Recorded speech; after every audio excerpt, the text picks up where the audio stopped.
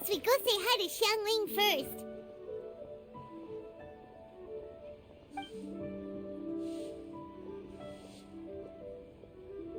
Huh? Xiangling? What a pleasant surprise meeting you here! Oh? Why, the pleasure is all mine, as is the surprise, surely. It must be fate that brings us together in this place. How have you fared as of late?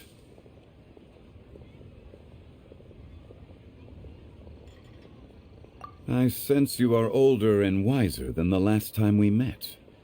It seems your travels continue to yield valuable insights. You are too kind. So, Xiangling, are you here to listen to stories over tea again? I had originally planned to set out after this last round of tea. However, I had planned to take a walk to Qingce village and gather some nascent bamboo shoots, which are currently in season. A villager there once gave me a small sample, and they possessed a most excellent flavor. Huh? Nascent bamboo shoots? Why can't you just use normal bamboo shoots instead? Wait, Paimon knows! Because Zhongli prefers the finer things in life, right? Okay, Mr. Particular, let me guess. Ahem. The nascent bamboo shoot has a uniquely tender texture and a delicate sweet taste that its normal cousin cannot match. An astute observation, Paimon. You know me well indeed. Lanturn Rite is almost upon us, but besides the bamboo shoots, there are a few other items I have not yet procured from Director Hu's list. May I ask if you have already made arrangements for the days ahead? Well, we were planning to use the opportunity to say hi to some of our friends, but before we were able to figure out a schedule, we ran into you. Well then, might I invite you to imagine the sheer delight that is a soup cooked with the freshest nascent bamboo shoots in all the land. Generous cuts of pork belly and crisp, fragrant bamboo shoots placed together in the pot and left to simmer slowly for half a day. You're doing this on purpose, aren't you? Paimon's onto your plan. You just want to hoodwink us into fetching your bamboo for you. Why, I assure you, I would do no such thing. I merely wish to inform you of the freshest, most succulent and flavorful bamboo shoots one could ever hope to taste. Ugh, let's go, Traveler. Paimon's taste buds can't take it anymore. Collecting a few bamboo shoots shouldn't take too long. Paimon has got to get her hands on some of that soup. Such fine specimens are indeed well worth the excursion. Very well. I shall leave the bamboo shoots to you. Should you have the good fortune to find some, please share them with me as well. See? Paimon knew he was just bamboozling us. However, there is no need to rush. The streets of Liu will be bustling with visitors and filled with all manner of celebrations during the festive period. By all means, go wherever your interests lead you. The nascent bamboo shoots would be but a wonderful final touch to a most exceptional feast. What an honor it would be to savor them in the company of friends. We're heading out. Enjoy your walk, Youngly. Take care now, you two. Bamboo shoot, nascent bamboo shoot. Oh, this one's only just sprouted, and it looks super fresh. Paimon thinks this is the one. These should be enough. Let's head back. Help! Help! Did you hear that? Someone's calling for help.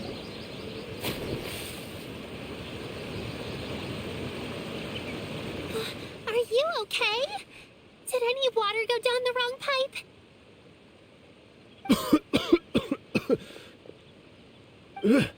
I think I'm okay now. Thank you so much. That was scary. Well, at least you're all right. All thanks to your savior here. Oh, a little girl? Greetings, everyone. My name is Yao Yao. It's a pleasure to make your acquaintance. Whoa, she's so well-mannered. My name's Paimon, and this is the Traveler. I'm Dvorak, a musician from Fontaine. I came through Stone Gate intending to head towards Liyue Harbor, but then I became captivated by the beautiful scenery, and before long, I was completely lost. Just now, I was so mesmerized by the waterfall that I slipped and fell into the water.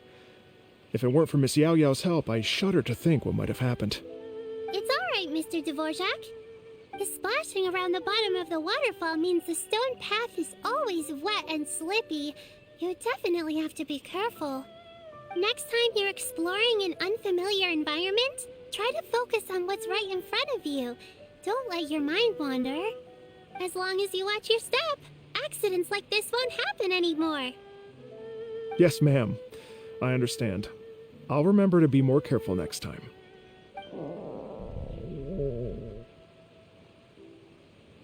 Oh, are you hungry, sir? Oh, I'll be fine. Please, sir, it's quite all right. I was born and raised here in Liyue. It's only natural for me to extend my hospitality to any guests who are passing through. I expect you still have quite a long journey ahead of you. It's very important to keep your energy levels up. I still have some lotus flower crisps left in my backpack. Why don't we split them between the four of us? Aw, what a thoughtful kid! She even has some for Paimon! You're welcome. Mmm, so tasty! If only there were more. Having a healthy appetite is a good thing. It means Paimon's still growing. If I'd known I was going to run into you, I would have made a second batch. Hope you're taking notes, Traveler. This is how you treat your Paimon. What do you think, sir? Are Liyue snacks to your taste? I wonder if they're not sweet enough. No, they're perfect. When I was traveling through Mondstadt, I had a chance to try one of their moon pies. It had a meat filling, unlike these crisps. But apart from that, it seems like they follow a similar cooking process. Both are delicious in their own way. As for Fontaine's cooking, though, it's been a long time since I've had a taste of home. Sounds like you spend a lot of time on the road, huh? I do. It's part of my job. I'm one of the main organizers of the Iridescence Tour. Iridescence Tour? The Iridescence Tour is one of the biggest music festivals in Fontaine. We're looking to expand, though. Our aim is to hold a festival in every nation. At least, all the main organizers share this goal. Unfortunately, it's a long story, so I'll spare you the details. But anyway, so the main reason I'm traveling all around Tavad is to promote our music festivals. But I have some personal reasons, too. Well, what are they? Just tell us already. Let me see. Well, to explain it in full, I'd have to start with a story from my ancestors. I don't want to take up too much of your time. Oh, I love listening to stories. Mm-hmm. We want to hear it too. Okay, then I'll start from the beginning. The story goes that my ancestor, who was also a traveler, once slipped and fell into a lake during his travels. As he was sinking and gasping for breath, he heard a wondrous tune in the air. They say it was the most beautiful, moving melody he had ever heard. Even in that life and death moment, the ethereal music seized his full attention and almost made him forget the fact that he was drowning. When he finally came to, he found that he had already been brought ashore. Not too far from him stood an unfamiliar woman with an almost divine aura. Once she saw that he was no longer in danger, she left without a word. My ancestor tried to run after her to give his thanks, but although a mere dozen paces separated them, no matter how quickly he gave chase, he drew no closer and remained a dozen paces behind. In the end, all he could do was to bow in thanks to the woman as he watched her walk away towards the rivers and mountains in the distance, before at last he turned around and made his way home. Once he returned to Fontaine, he began to learn an instrument so that he could spread his story far and wide, just like the bards. After generations of retelling, embellishing, and dramatizing, people have come to think of that lady as something like a fairy. The story's become something of a local legend in Fontaine. It's called the Lady Overlooking the Lake. People now say that if you go down to the lakeside and play an instrument, so long as you play a pleasing melody, you will hear a fairy lady who is hiding out of sight, playing along with you. Wow! Well, yes. As it stands now, it's become a touch too romantic and detached from reality. But I understand the original story and its historical grounding better than anyone else. I wanted to find out the truth of this tale. So I decided to retrace my ancestors' steps and search for that lady's modern-day descendants. Of course, there's no way of knowing where my ancestor fell into the lake all those years ago. So I always knew that the search would be akin to looking for a needle in a haystack. I've spent many years on the road now, and I'm nowhere near as fit as I was in my youth. The wish that I've spent half my life chasing after has now become something of an obsession. Well, I haven't lived half of my life yet, but still, I understand how you must feel. Paimon too! It's like... imagine if you saved the center of a lotus flower crisp, which is the best part, by the way, because you wanted to eat it another day. But then suddenly, sploosh! It falls into the water, never to be seen again! Paimon would definitely remember that for the rest of her life. There's no need to feel sorry for me. I've made some progress over the years. For example, I've concluded that the story must have taken place in Liyue. Oh, so you finally found a lead? Yes, in fact, that's an intriguing story in and of itself. I'd always known that Mondstadt is the city of song and freedom, but more recently, I heard that the Animal Archon returned to Mondstadt for a festival in the fall, and learned that he himself is a patron deity of music. So I prayed for the Animal Archon's guidance in the Mondstadt Cathedral, and as soon as I set foot back outside the front gate, I noticed a cluster of leaves being blown in the wind further and further west, towards Stone Gate. A friendly local told me that this meant the wind was guiding me in the direction of Liyue, so I followed their advice and made my way here. Right? You get it.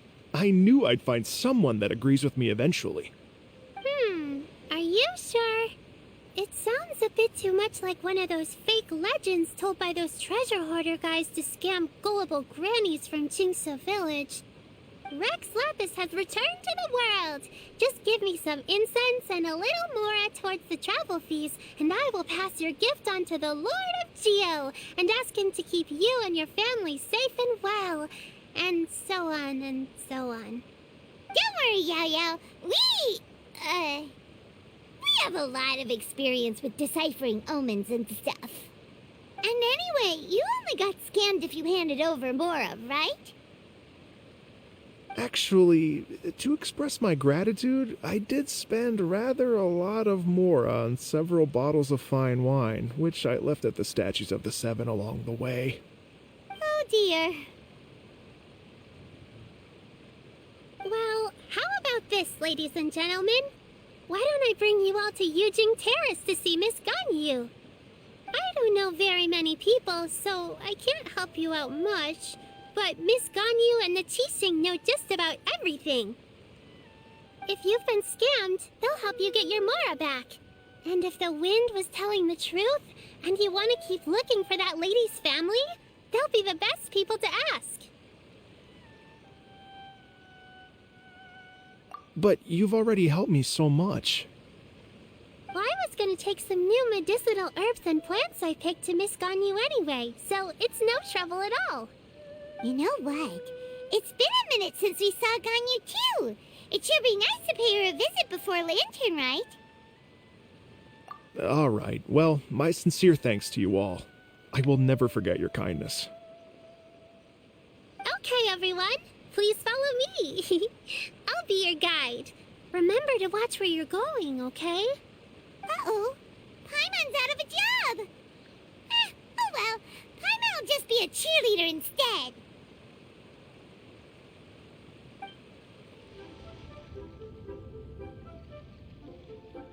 Wow.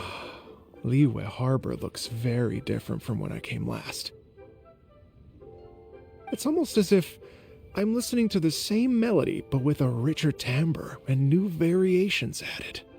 Well, we are here during Lanturn Rite after all. It only comes once a year, so they always have a big celebration.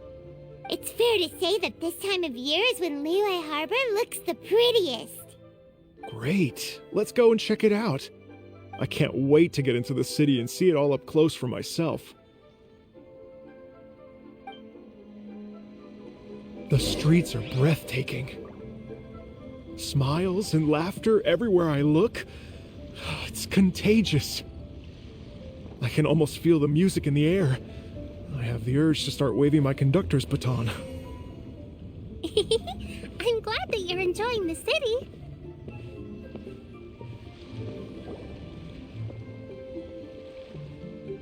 Hey everyone! Fancy meeting you all here. What a nice surprise. Hello, Xinyan. Let me introduce some new friends. They are... Traveler, Paimon, and Mr. Dvorak, right? I've known them all for quite a while. When I was last here to advertise a Liyue stop for the Iridescence Tour, Xinyan was one of the few people willing to give me the time of day. Well, feels like I've been chasing this Iridescence Tour bandwagon halfway around the world, but I keep getting stood up. What's going on, Mr. Dvorak? I'm so sorry, Xinyan. We've had a string of terrible luck recently, and every time we've tried to put on a show, something or other has come up to stop our plans from materializing. Is that right? I guess it can't be helped. So, what brings you to Liyue Harbor at this time of year anyway? Thinking of putting on a music festival during the Lanturn Rite celebrations? A Lanturn Rite music festival? Yes, please! No, I'm actually here on personal business this time. Oh, so no Lanturn Rite music festival? I mean, that's not just up to me. Hosting a music festival takes a lot of funding and personnel. Moreover, I've never worked with the Liyue authorities before. Even if I were to start putting something together right now, I think it'd be too rushed. Wait, but we're going to meet the Liyue Qixing, aren't we? And they're the ones in charge. Uh-huh, that's right. Miss Kuching and Miss Ningguang can make anything happen. You mean... what? This is the perfect opportunity! Well, sure, it might not work out, but it can't hurt to bring it up as a suggestion. That's the spirit! See? Even the Traveler agrees with me. Mr. Dvorak, don't let yourself be put off by the fact that a few things haven't worked out recently. As for the performers, I can put you in touch with some local artists. My friend Yunjin is a well-known opera singer in Liyue. With her support and a commissioned song from the Yunhan Opera Troupe, we should be able to get something going. But what about you, Xinyan? Are you just going to sit this one out? What do you take me for? If we actually manage to make the Iridescence Tour Lanturn Rite Grand Concert a reality, you think I'd let anyone else perform the opening act? Wow! There's that rock and roll spirit! What do you say, Mr. Dvorak?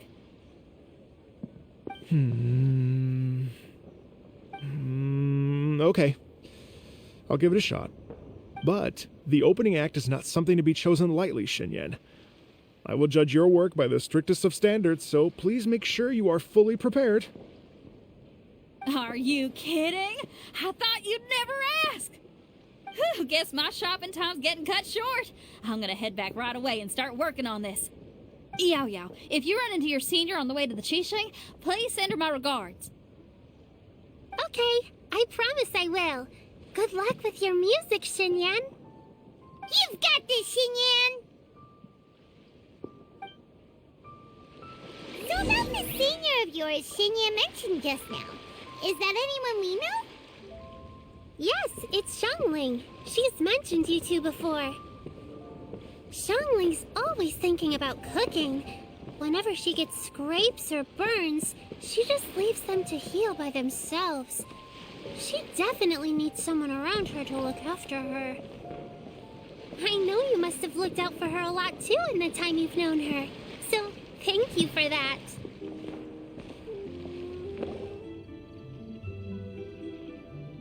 Oh, it's Master! Is it okay if I go and say hi to her?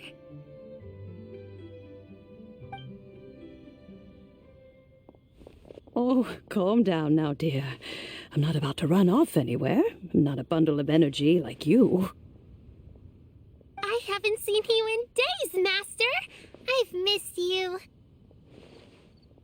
Oh, bless you, Yao Yao. You do say the sweetest things. Ah, look who it is. Visiting friends during the Lanturn Rite, are we? You're half right, Madam Ping. We were also trying to help out Mr. Dvorak over here. We were on our way to take him to see the Qixing. Hello, ma'am. I am a musician from Fontaine and an organizer of the Iridescence Tour. I don't suppose you've heard of it. Master! The Iridescence Tour is a super famous music festival! Oh, an old lady like me wouldn't know much about that sort of thing. A music festival, you say? It sounds terribly exciting. Oh, right! Madam Ping, how would you feel about that? You're an elder of Liyue, and you know all about Liyue's cultural traditions. Hearing your thoughts would definitely help us figure out how best to approach it. For example, do you think it might be a bit too modern, or is there any other issue? Why, not at all. Music pays homage to history and culture, and it can also be a bridge between different civilizations. Times change, and the music enjoyed by the youngsters of today is no doubt very different from the tunes I was accustomed to in my youth. Nevertheless, all fine things in life can be appreciated. And so, I look forward to it immensely. Hear, hear. I do believe that, my own dear grandmother aside, you are the wisest old lady I've ever met. Goodness gracious, you're all being suspiciously sweet today. Yao Yao, whatever have you been feeding them?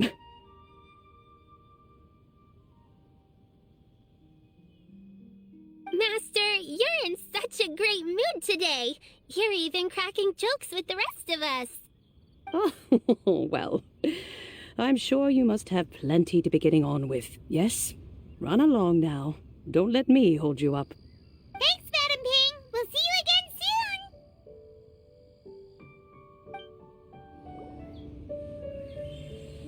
soon. And when you meet with the Ministry of Civil Affairs, please remind them that the festivities are not an excuse to procrastinate their work. Understood, Miss Ganyu. I'll take my leave now.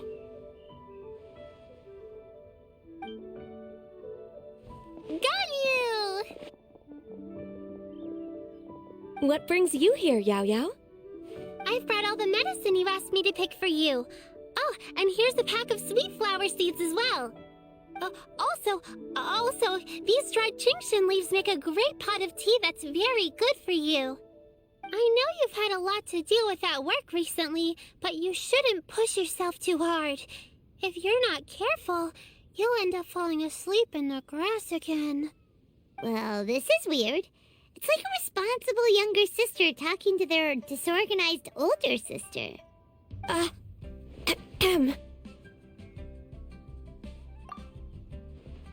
Thank you, but Paimon's criticism is quite valid. I do have a tendency to neglect matters outside of work, and that's something I should improve on. Oh, my apologies. I don't believe we've been introduced. Ah, Paimon will do the honors.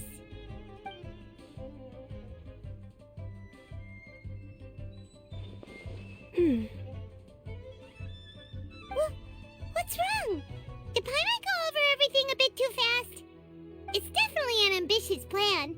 If there's anything you didn't quite catch, Paimon's more than happy to go over it again. It may be a little difficult to make this happen. Oh? Well, the Lanturn Rite is the most important festival of the year. Our celebrations must not only be visually spectacular, but also appeal to the tastes of Liyue citizens from all walks of life. The Iridescence Tour is relatively unknown in Liyue. It's difficult to predict how a brand new show will be received. It would be quite risky for us to bet everything on this one music festival.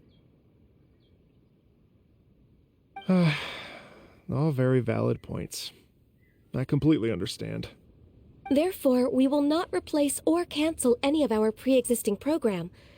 However, I will submit a proposal requesting to put the Iridescence Tour special performance as the final act of this year's festivities. Some live music will certainly add to the festive atmosphere on the night of the Lanturn Rite. As for the venue, let's reserve a space at the docks.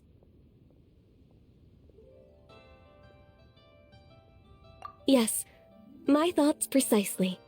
Now I just need to take some time to give this proposal some polish. As long as I clearly lay out the pros and cons, and highlight the key points of the proposal, given that Ping and the Traveler have both given the idea their blessing, I'm confident that Qixing will be sure to give it serious consideration. Mr. Dvorak, I will need to discuss with you the number of musicians who will be coming to Liyue, as well as their catering and accommodation requirements. Oh, yes, certainly. Let's step to the side and discuss further.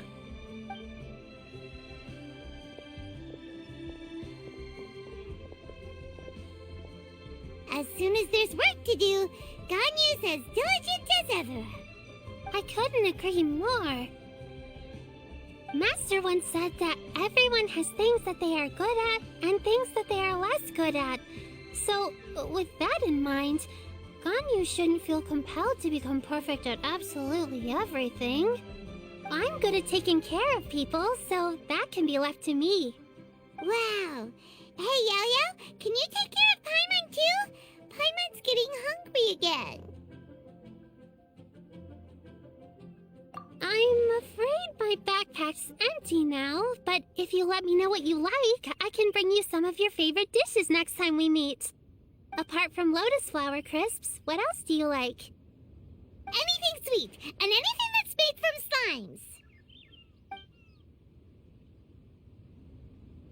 slimes. Here's what I've drafted so far. Anything else you want to add? No, this is excellent. I'm racking my brains, but I don't think you've missed a single thing. Perfect. Then we'll leave it as is. I'll go make an official copy. Oh, perfect timing. We were just wrapping up our discussion here. Not at all. Every second counts for a complex proposal such as this. I will inform the Qixing of this development immediately. Please give me a moment to pass on the message. Yao Yao, thank you for bringing my herbs. I will make sure to take them. Remember to make tea from them first, Ganyu. You mustn't just chew them raw. I will. Okay, I should be getting back. If Yao-Yao stays out for too long, Mom and Dad will be worried sick. Everyone, I'm sure that the music festival will go off without a hitch, so don't worry. And in case I don't see you before, I wish you all a very happy Lanturn Rite. Thank you, Yao Yao. Happy Lanturn Rite to you, too. We should go get dinner together sometime!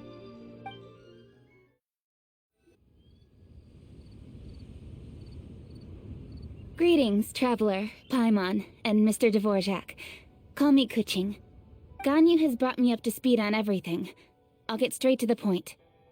The Qixing have approved Ganyu's proposal. Over the next few days, I will be working with Mr. Dvorak on behalf of the Qixing to facilitate the organization of this concert. Yay! That's awesome!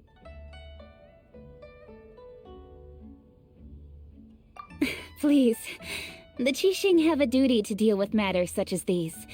We have merely moved things forward to the next step. On a more personal note, I am an avid supporter of all things new and innovative. As such, it is my privilege to work with you on this exciting project. Thank you so much, Kaching. I'd become quite discouraged after our recent failures and was expecting the same outcome once again, so I didn't dare to get my hopes up. Never in my wildest dreams could I have imagined this going so smoothly. It's like a dream come true. Right, time for me to call in the performers. To stage a concert at a high-profile event like this is a rare opportunity. We'll make sure it's a night to remember. Yes! Our music band's finally getting fired up! Yes, indeed. I know exactly what I'm doing from here. For a musician, music will always be the language they are most fluent in. Oh, that. That can wait for another time.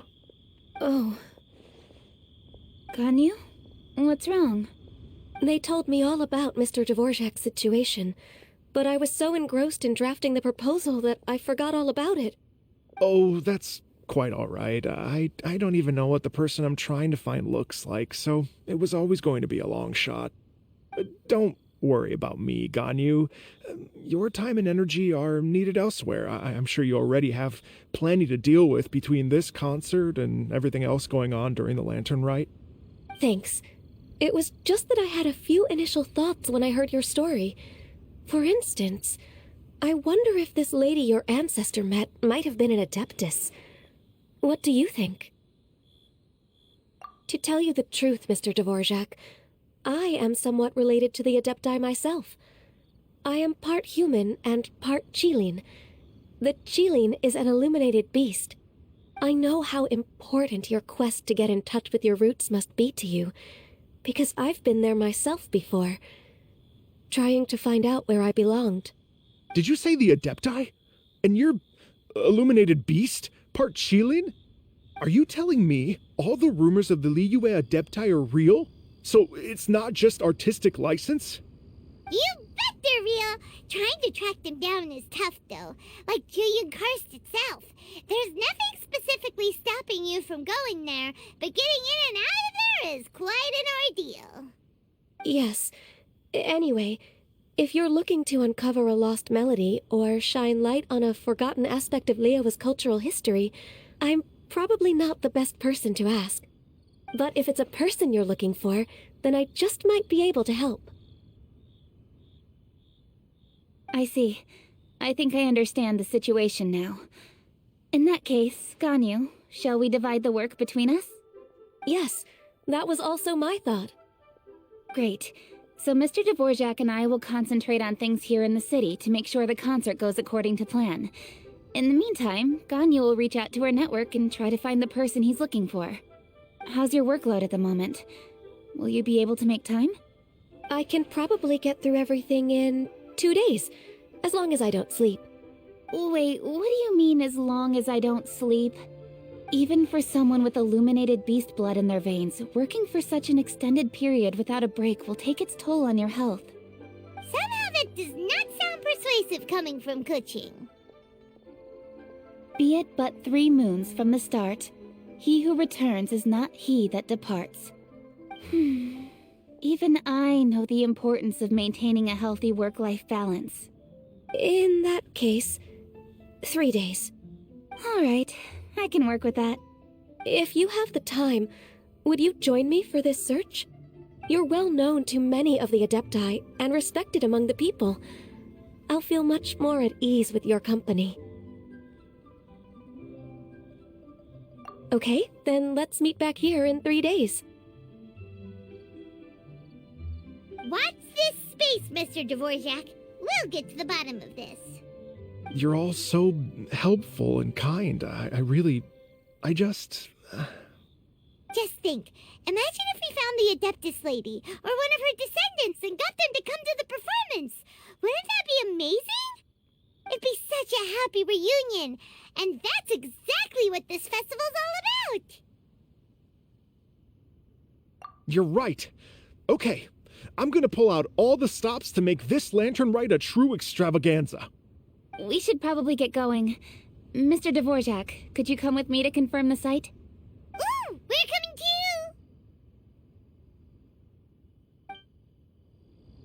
I was wondering, what are your thoughts on music? What does it mean to you? Music sounds nice? Truth be told, the question of what music means to people is one that I've been pondering for quite some time. Let's revisit this question after the concert. Lady Yuhong? Baiwen, what is it? Per Lady Ningguang's orders, I've been gathering intelligence outside of the city with the goal of uncovering and dispatching any trouble ahead of the festival. I am told that a strange melody was heard somewhere along the coast. I was wary of investigating further on my own, so I was just on my way to report this incident to Lady Ningguang. But I'm worried that if we don't act right away, we may miss the window of opportunity to take appropriate action. I understand. In that case, Yeah, Kuching, you're busy enough as it is. There's a ton of different things in the city that needs your attention.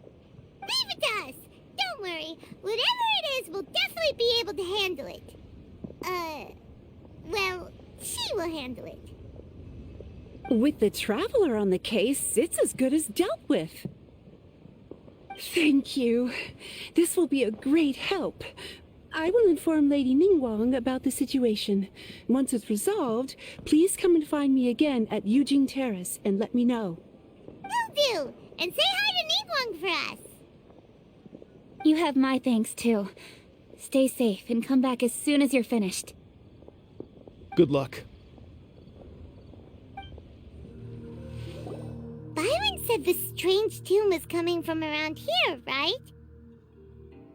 But Paimon doesn't hear anything. There doesn't seem to be a soul in... I was just wondering who in their right mind would come out to a place like this. So, it's you two. Yeon! How'd you sneak up on us like that? You nearly gave Paimon a heart attack! You look pretty alive to me. Can't have spooked you that bad. Fair enough. Ah, you're here for that too? Saves me a bit of explaining. Come with me. I've already reconned the perimeter, so we should be safe. The stuff by the door is in pretty good condition, though. It can't have been too long ago that someone was last living here. This place is completely empty. There's nothing valuable left here at all. The doors and windows are all fine, so there definitely wasn't a break-in.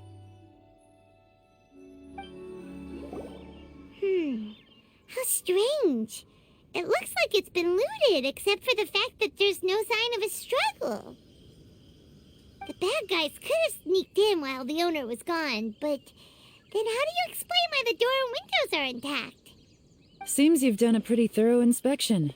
So, any theories on what might have happened here? Yeon, you didn't hide some of the evidence from us on purpose, did you? Why would I make this more difficult for you? We're on the same side here. Okay, well... Paimon gives up then. Paimon's got nothing. What about you? Give up as well?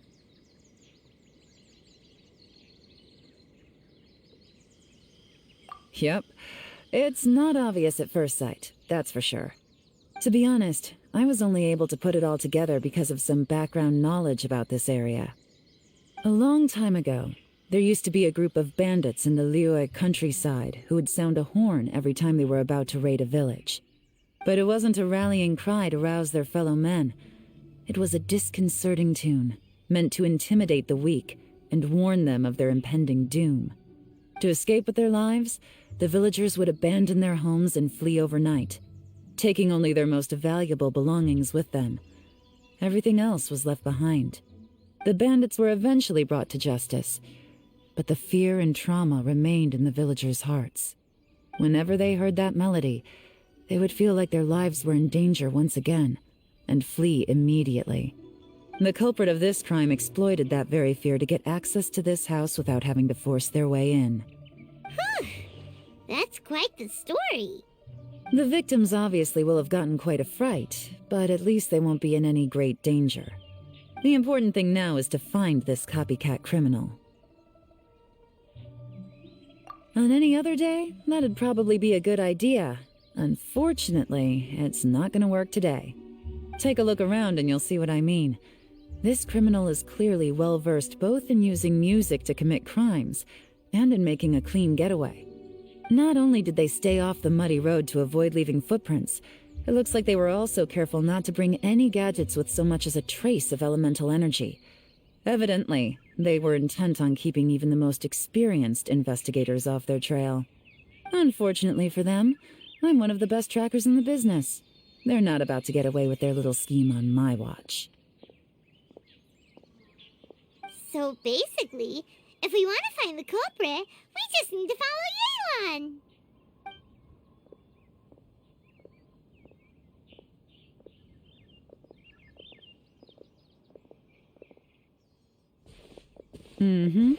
As long as you can keep up.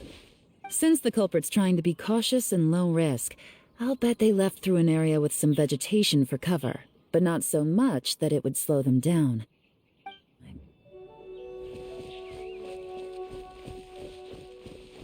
Here, look at this. These tracks are superficial, but they definitely didn't occur naturally. Something heavy was being dragged this way, meaning we're headed in the right direction.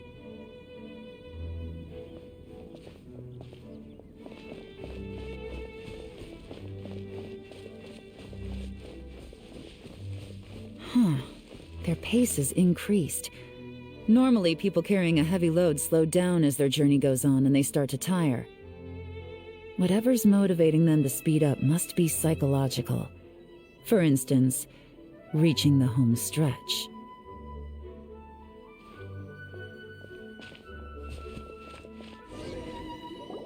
There they are! Look! A treasure hoarder tent! Ugh, not the treasure hoarders again! And so close to Lanturn Rite, too! 'Tis not the season for their antics! Come on, let's round them up. Hey! Who are you? Where did you come from? The evidence is conclusive. Okay, confess and we'll go easy on you. My patience is running low, so why don't you do us both a favor, You kidding me? You think I'm scared of you? Perhaps not, but you should be. Game's up. Fun's over. Mercy! Have mercy! Oh, it's a little late for that. I've come this far, I might as well finish the job. I surrender! I surrender, please! I'll do whatever you say! Please have mercy! Tell us everything. You have one chance, and I'm warning you. Don't make me ask twice. I won't, I swear!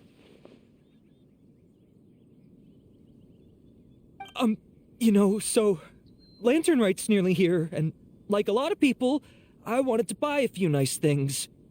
I know I'm with the treasure hoarders and everything, but I don't really have any kind of experience with robbing people and whatnot. So I don't have the guts to break into somebody's house. Wow, you're really going to complain to us about that? No, not at all. I'm just telling it how it is.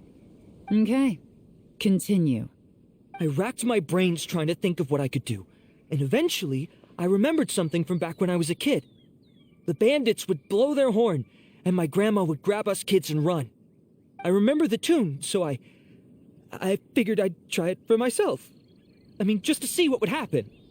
At first, anyway, I seriously didn't expect that family to pack up and leave. But they did, and they just left all their stuff right there for the taking. It was too easy, I couldn't resist. It was completely wrong of me, I know that now. I'll return everything that I took. It's all still in perfect condition, and it'll be like it was never gone. Please, give me a chance, huh? Let me make it right. Give you a chance, huh? Sounds to me like you'd rather strike some kind of a deal than spend Lanturn Rite behind bars. Yes? Yes? You know how to bargain, I'll give you that. It's just a pity that you didn't confess at the first opportunity. You'll have to take a walk with me. Once we've returned the goods, we'll find the owner of the house, and you can apologize to them in person. After that, I'll escort you to the Ministry of Civil Affairs. Yes, ma'am. You know, as a former victim of this kind of crime yourself, I doubt anyone understands the fear you inflicted quite as well as you do. Does your greed matter more to you than your fear? More to the point, if you can play a tune from memory, don't you think you should be capable of making an honest living? You mean... That's enough hints for you. You'll have plenty of time to reflect on all of this yourself. There's not much left to wrap up, so I'll take it from here. Guess this is where I'll say goodbye.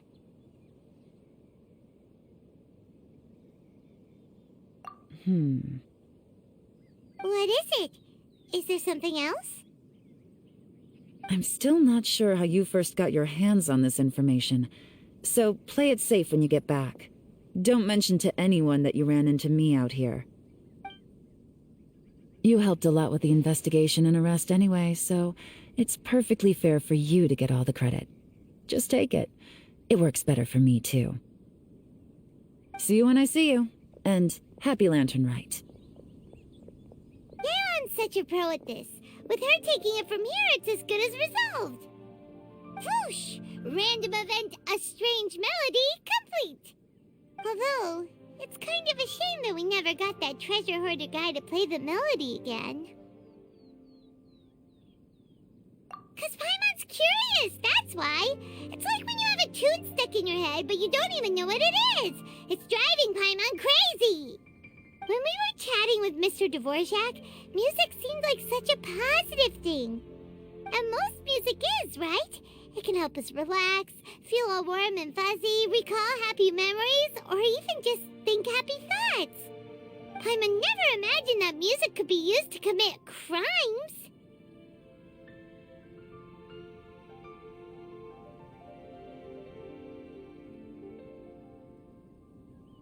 Oh, really? Huh. Makes sense. Paimon's musical understanding improves again!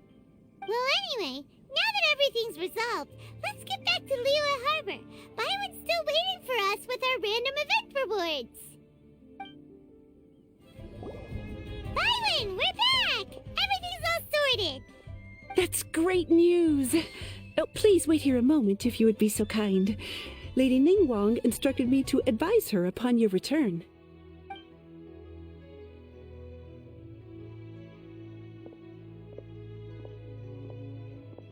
My greetings to both of you. Long time no see. No need to be so formal with us, Ningguang. We've known each other for a long time now. You must be super busy with all the preparations for Lanturn Rite. Don't mind us. On the contrary, I think it is those that I have known longest to whom I should extend the greatest courtesies. Alas, on a different day, I would invite both of you inside for some tea and a brief respite from your travels. But you're quite right. Trivial matters aside, there's no escaping the fact that we have a grand concert to organize. Once the performance itself is over, we'll then need to invite the representatives of the Iridescence Tour for a discussion on future collaboration opportunities. The financing arrangements alone could well entail many rounds of discussion. Simply put, there will always be work to do. Whoa, you're already thinking that far ahead? Well, we can discuss more current affairs if you'd prefer. I trust you saw this year's Mingxiao lantern at the docks when you arrived at the city? Yeah, it looked like a goose. Which Adeptus is it modeled on this time? Sea Gazer. I believe you're familiar with the name. Legend holds that he was free-spirited and easygoing. People described him as a cheerful soul and a loyal friend. On this marvelous Lanturn Rite, we pray that the fallen heroes may be guided home. If the sound of music can flow like the rivers and streams into every corner of the land, perhaps the souls of those who have gone before us will hear the song of a new era. I wondered whether the melodies will be to their liking. Oh, they're gonna love them. Paimon's sure of it. At least, If the guy you mentioned is anything to go by, the Adepti and Heroes of the Past sound like a positive and free-spirited, cheerful bunch. They're sure to be open to new music. Well, let's hope so. I heard that you'll be going on a search with Ganyu to find the descendants of a fairy lady from a Fontaine legend. I'm sure this quest to uncover the truth behind an ancient story will turn into a most charming tale. Do share it with me, won't you? I couldn't bear to miss out.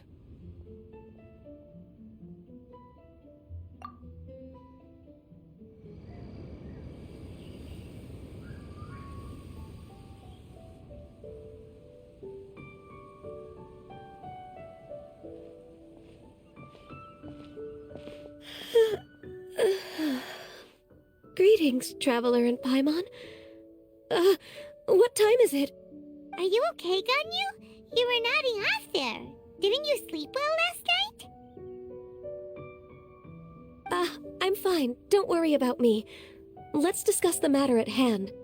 Since last time, I've been thinking a lot about the story Paimon told me.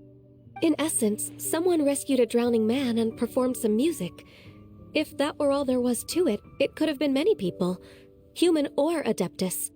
But the tune was allegedly so wonderful that the drowning man forgot about everything else, even his own impending death, and only came to his senses after being brought to shore. Perhaps there was an adeptal power at work in that music that he, as a mortal, could not perceive. Or perhaps he sensed a power surrounding him but lacked the words to describe it, not knowing where it came from. Either way, if this part of the story is true, then the rescuer has to have been an Adeptus. You really think so? But this story is all the way from Fontaine. Isn't this a bit of a long shot? Also, Paimon's really curious about how people from Fontaine think this fairy lady looked.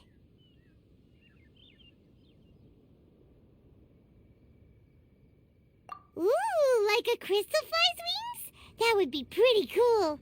But Paimon definitely can't imagine any of the Adepti looking like that. Actually, Ganyu, if you had to save a drowning person, how would you go about it? Huh? Me? Well, I'd get them to the shore, and then I'd probably hide behind a tree and watch them for a while. Once I was sure that they were going to be okay, I'd slip away without a sound. Got it. So basically, Ganyu's the type of person who doesn't like taking credit for her good deeds. No, it's not like that. I'm just not very good at explaining things. And I also find it really awkward accepting other people's gratitude. Well, what if this Adeptus in the story had a similar attitude? That would explain why she just left without saying a word. She was probably thinking something like, one was merely passing by and saw fit to address this egregious disruption to one's graceful zithering at once. You may keep your thanks to yourself. That was actually a very good impression of Cloud Retainer, Paimon. As far as I'm aware, Cloud Retainer isn't the most musically gifted. Still, we can't completely rule her out just yet. If we set off now, we could head to Mount Outsung and ask her about it. You'll be able to confirm either way if it's her, and I can, I've been in Lea Harbor for so long now that I'm just not as familiar with the Adepti anymore. If there's anything we want to know about them, she's the best person to ask. Sounds great! And we're pretty close with Cloud Retainer by now, so we probably don't even need to bring her food this time, right? I've prepared a gift for her to mark the festival, just in case. However, Cloud Retainer spends most of her days studying mechanisms in her abode. She's on her own so much of the time that the moment she has someone to chat with, she just... Never mind. I promised I'd help Mr. Dvorak, and now that I've made the contract, I can't be having second thoughts. Traveler, Paimon, let's set off for Cloud Retainer's abode. Seems like this is a tough decision for Ganyu, but she's made up her mind now. Paimon gets why she'd be so anxious. Okay, how about this? If Cloud Retainer tries to start telling stories about her again this year, we should pipe up and change the topic. Wait, did she leave already? Hey, Ganyu, wait up! Paimon's so tired from trying to keep up. Don't either of you need to take any breaks? I can't believe it. Cloud Retainer is not here. Huh? Did we miss her? She doesn't like to travel, so in the past, it's always been the other Adepti who come to visit her during the festivals.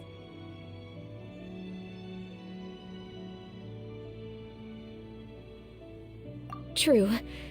Now that I think about it, Cloud Retainer would be quite capable of taking care of anything on her own. There's no need to worry about her. Since she's not here, I guess the next step is to check all the other Adepti abodes, one by one. Uh-oh. Will it involve a lot more traveling?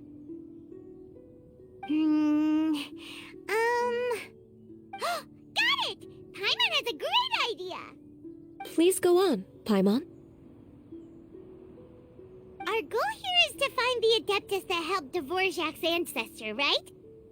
We can't hear any music right now, but if she's really as nice as the story suggests, she'd definitely come to help anyone who was drowning, right? Yes, I think that's fair to say. So, all we have to do is get the Traveler to pretend to fall into the water, and the Adeptus will come to the rescue! You know perfectly well that Paimon can't swim! Paimon would sink like a rock!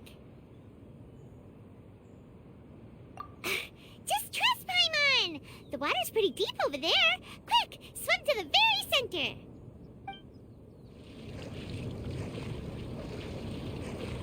Help! Help! Someone's drowning! If only there was a kind-hearted Adeptus here to save us! Oh no! Whatever will a Paimon do? What is going on?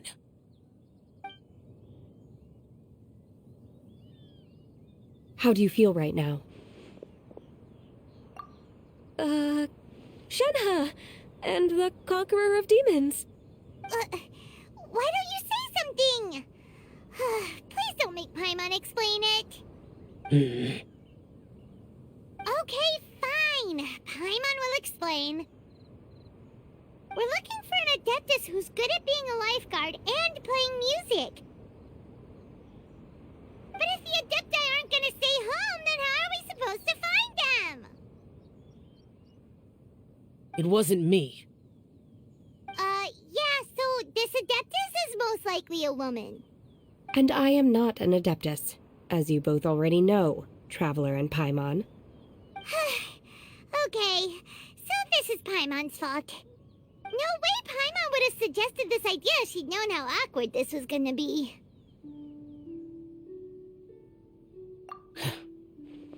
Glad you're okay. As far as I know, the one you seek is no Yaksha. And one last thing. Your actions here caused others a great deal of worry. Do not repeat them again in the future. As ever, the Conqueror of Demons comes and goes, just like the wind. Right. I didn't dare to say a word just now. How's your training going, Shenhe? Have you made any plans for Lanturn Rite? We could spend it together in Liyue Harbor if you'd like.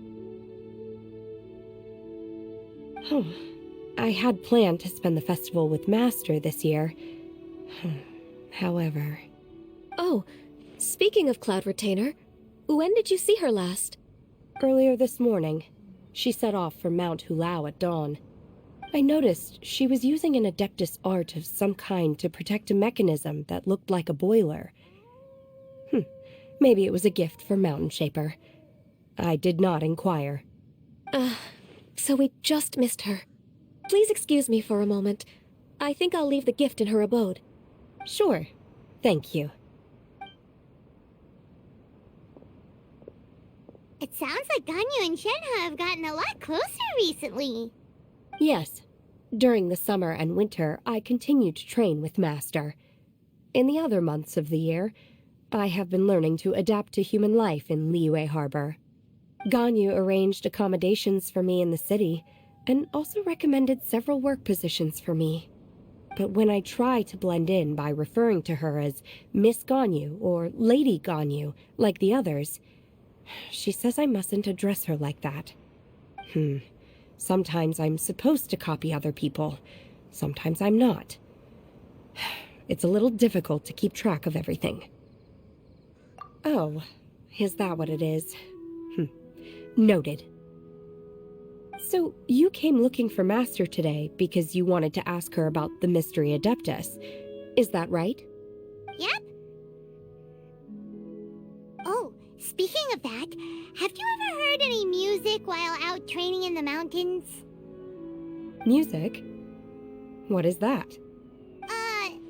It's, a kind of a happy or relaxing sound, or, a nerve-wracking sound, or even a terrifying one. Okay, I'm done. I also left her a note so that she knows where to find us. We won't miss her again. Yay! That's really helpful, thanks! We were just talking about this thing called music, and based on Paimon's description, I do believe I hear it every day.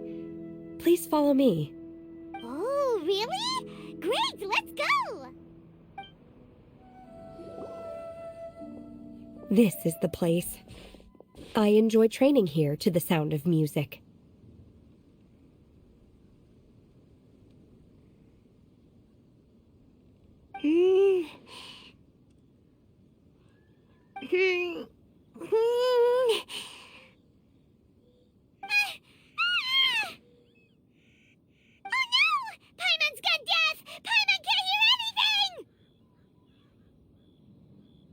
The faint sound of birdsong, the quiet murmur of the streams. These are relaxing sounds. Are they not the music of which you speak? Oh, Paimon wasn't quite done with the description. Okay, fine, it's all Paimon's fault. What we're looking for are not the sounds of nature, but melodies played on special instruments. Oh, and a melody is? Huh? Hey, why don't you just sing that one melody Shen has heard before? It'll probably help her to understand what we're talking about.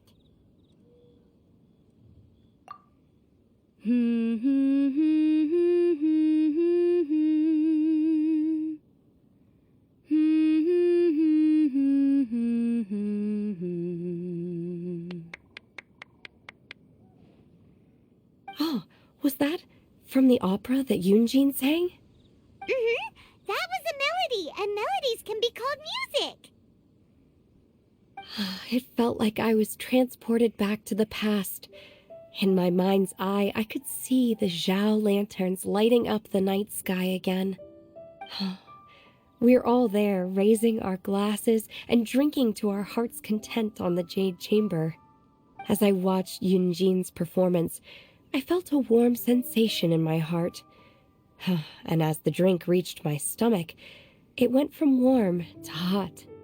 When you hummed that melody just now, feelings from a whole year ago came right back to me, as strong as they were on that day. So that's the power of music. Wow, Shenhe. That was so deep! Music definitely has the power to bring up memories. It's like a time capsule with all the special moments from our life squished inside. What about you, Ganyu? Are there any melodies that have left a deep impression on you? I don't remember if my parents ever sang any lullabies to me. I know some local folk songs, and a few other things come to mind too. The songs of the sailors down at the docks. The little ditties that the vendors call out in front of their beloved shops. The tunes of folk artists performing on the streets. Yes, that's right. In the past, whenever I heard the sound of those tunes, I always felt that they were worlds apart from me. Nenny and Liyue probably view me as a non-human. And they are right, in the sense that I never could connect with humans' artistic expression and their sentiments. So I haven't been able to integrate into their community and be a part of their lives. At least, that's the view I held in the past. Only more recently did I start to realize that the only barriers are ones that I have erected with my imagination. The way those melodies make me feel isn't all that different from other people after all. They're about mundane details of everyday existence. Life's ups and downs, joys and sorrows. Even though we come from different backgrounds and have different stories to tell, when it comes down to the most common things that we see and experience around us each day in the city, in that sense, we're all the same. You go, Ganyu! You're really making progress. You have loads of friends in Liyue Harbor when you think about it. Okay, maybe some are more like coworkers and bosses, but at the very least, Kuching and Shenna are your friends now, right? Yes, I am. Technically speaking, we should refer to each other by the conventional forms of address used among fellow disciples. But now that I know what constitutes a friendship, I do believe we are more friends than co-disciples. Thank you, everyone. Once the days are warmer, I would like to host you at my home in the city. Please invite Kuching as well. I've planted many types of flowers. I'm sure some of them will be to your taste. You are too kind. I couldn't possibly. Nonsense. You are my friend. I have cultivated and cared for the flowers just as you taught me. Once you've seen them for yourself, I am sure you can advise me how to do an even better job next time. I will save some for decoration. We can feast on the rest. Then, thank you in advance. Wait, what is that saying again? If you insist? Do people say that? I'm not completely sure either. It doesn't matter, okay? You got the point across. No need to split hairs. Paimon's more concerned about your idea of a girls' night out. Eating flowers? Really? Does this have anything to do with you both being the disciples of that illuminated bird?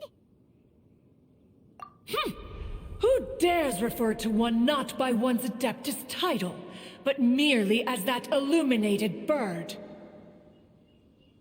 Master. Our greetings, Cloud Retainer. Ah! There it is! The illuminated bird has landed! Double humph. Now she has the gall to use it rather than she, even after being chastised once already? Barely a moment has passed since we last met, and yet your impertinence has reached new heights. Very well. If you refuse to learn your lesson, one shall scold you no further. One has received your message from Ganyu. On the matter of the Adeptus you seek, one suspects to know their identity. Well, shall one lead the way? I still have to complete my training for today, so I will bid farewell to everyone here. Very well.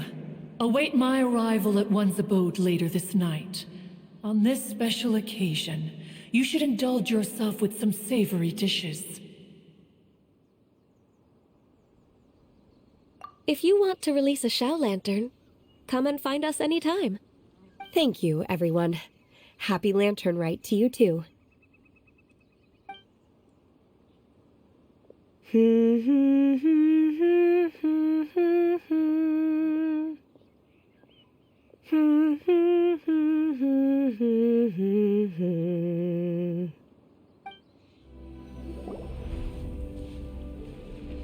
Is this Quaily Plains? Cloud Retainer, why did you bring us here? Ganyu is of course familiar with the name Guizhong, but have you ever heard of her? Guizhong is another name of Agentis, the god of dust. She was extroverted in nature and adored social gatherings and inventions alike. Long ago, this region was yet a prosperous assembly. Guizhong often invited her friends to visit her home, reserving for us seats around the largest stone table. Sea Gazer would always bring out his latest treasure and place it upon the table. He could be quite the braggart. Though usually a mild-mannered fellow, when it came to those collectibles he was so fond of, he always loved to show them off. Paimon remembers that name. So that's what Sea Gazer was like. He was an old friend and a former rival. One has many memories of him. Once he had brought out the treasure, it would predictably become the center of attention. Neither Guizhong nor one was content to let him just steal the spotlight. So we would then also present our proudest mechanical creations. As Adepti, we were each gifted in our own ways, and naturally proud of our accomplishments in our respective fields of expertise.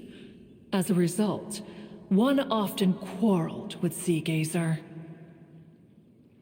His treasures were not even of his own making. He just used his exploration skills to dig them out of the ground. How, pray tell, could he compare to me, when every single one of one's accomplishments were crafted by one's own hand? Cloud Retainer, you are getting competitive again. One digresses. Regardless, every time an argument occurred, Guizhong would come over to watch us during our mutual lambastics.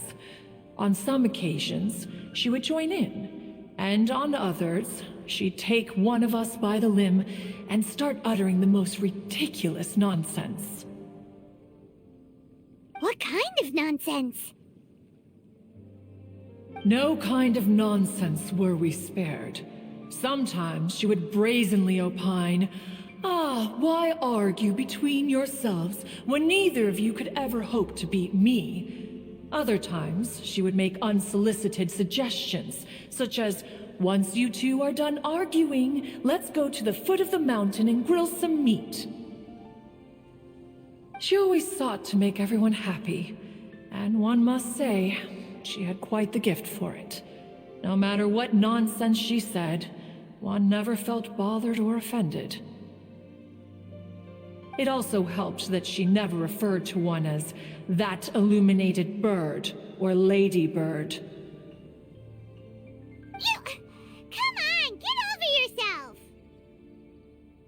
yourself!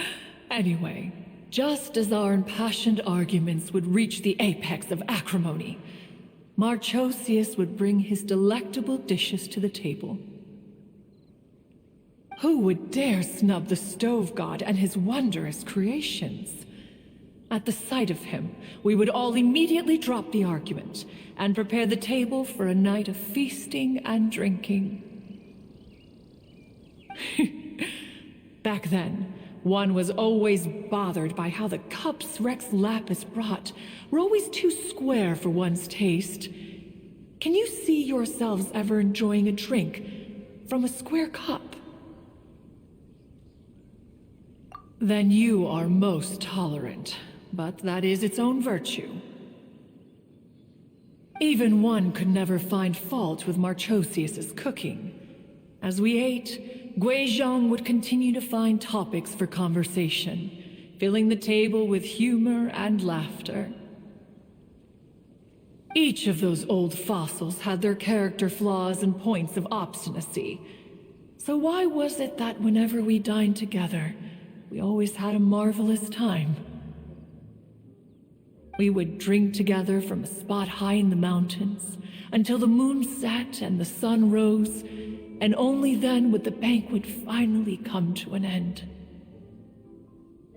Streetwood Rambler would often remain to admire the flowers with Guizhong before returning to her own abode. The glaze lilies were far more abundant back then. Entire fields of them would appear to the eye as a veritable sea of flowers. Streetward Rambler? That would be Ping. You probably know her as Madam Ping. Oh, okay. Wait, this is a lovely story and everything, but didn't we come here to find that Adeptus from Mr. Dvorak's story? Or are you saying that it was Guizhong? Didn't she, already, Alas, long has one avoided this place for precisely that reason. The sights here are a reminder of a time long gone, and evoke much sorrow. One should have guessed that you would disrupt one's poignant moment of mourning with your incessant questioning. No matter, one will share the whole story with you now. In times gone by, one quarreled oft with Guizhong concerning mechanical principles. We each had our ideals, and neither would yield. Under the pretext of a social gathering, one invited the impartial Rex Lapis to judge the quality of our creations. But Rex Lapis declared that Guizhong's Obscuro Vulpus mechanism was superior. Though one was too proud to acknowledge it, in one's heart, one knew that Guizhong was indeed the superior talent in the mechanical arts. As for the story between Guizhong and Streetward Rambler, that begins with a certain bell. In Guizhong's opinion, while mechanisms were no substitute for human composers, they were yet capable of producing simple but fine melodies. But Streetward Rambler believed music to be an expression of the soul, an emotional enterprise that could never hope to be replicated by machinery. They argued endlessly, until one asked Rex Lapis to intercede. He confiscated the bell and designated it for ceremonial use. Thereafter, one would often find them convening in the mountains, discussing music, mechanics, and all the affairs of the mortal world. But these good times were not to last. War broke out between the gods, and soon engulfed the Guili Plains. Guizhong was overpowered by the enemy, and fell in battle. When Streetwood Rambler and I arrived at the scene at long last, all that remained among the ruins was her lifeless body.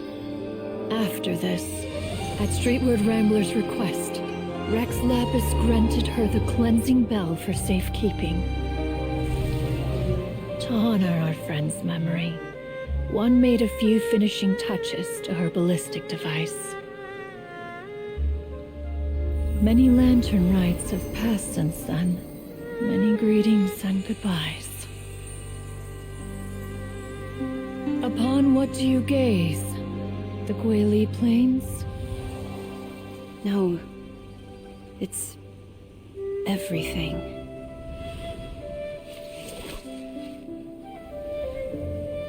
We think of human life as like a lantern that's lit one minute and extinguished the next. But are we Adepti so different? Perhaps as dust settles after a storm, we too must one day return to the world below. One has always been austere and private by nature, and has never relished socializing. One's dealings with Guizhong were born out of discussions on the discipline of mechanics. What? You have loads of friends, and you seem pretty chatty. Just because one is not ignorant of social graces does not mean one is fond of them. One is perfectly capable of partaking in conversation despite being introverted. But in the end, one is nothing like Streetward Rambler. She is dauntless but thoughtful, not to mention eloquent and wise. Moreover, her friendship with Guizhong was far greater than one's own. Back when they were rivals, they would often compete against one another in the realm of musical composition. That cleansing bell was one of Gui Zhang's proudest works, having the ability to both compose and perform. Wait, that's weird. Didn't Madame Ping say she pestered an old friend for that bell? And she also said something about being a vain beauty when she was young or something.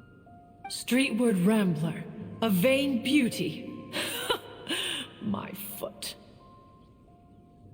That bell has a sad history. Clearly, she refrained from sharing with you the truth of its origins, since the right time had not yet come. As for her old friend, who else could it be? As soon as Streetward Rambler heard that a certain Zhang Li wished to borrow the bell, she realized that the man was none other than Rex Lapis, and that he had made an enormous decision. After all, we all have known each other for several millennia. Some things between us are implicitly understood. Whoa! So they were talking in secret code? Oh, Paimon did not see that one coming. Enough of your intrusions. Where was one up to? Ah, yes. One remembers now. The cleansing bell is powered by a mechanical art, and can be used to great effect as an accompanying instrument. After the passing of its creator, it was used on numerous occasions during rites of parting. But Streetward Rambler did not acquire it from Rex Lapis for the purpose of producing further funerary tunes. No, each time she rang it, it was to play the tune that Gui Zhang composed on it. The two once clashed over their beliefs about the meaning of music. Who would have thought that with Gui Zhang's passing and Streetward Rambler's mourning, two tunes composed in discord would eventually become one harmonious composition?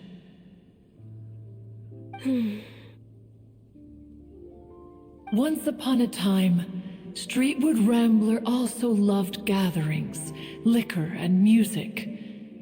But after Gui Zhang passed, she preferred her own company. She could often be found sitting alone at a mountain summit, contemplating and reminiscing with her zither. The music would go from mournful to soothing to impassioned. Many years passed before she finally composed a melody to her satisfaction. In celebration, she played the tune to the clouds. Regrettably, one has only ever heard her play that tune once. Which brings one back to the matter you've been investigating. Perhaps it was during that performance that the ancestor of your Fontaine friend fell into the water and was saved by Streetward Rambler. But if she was so happy with the melody, why would she only play it once?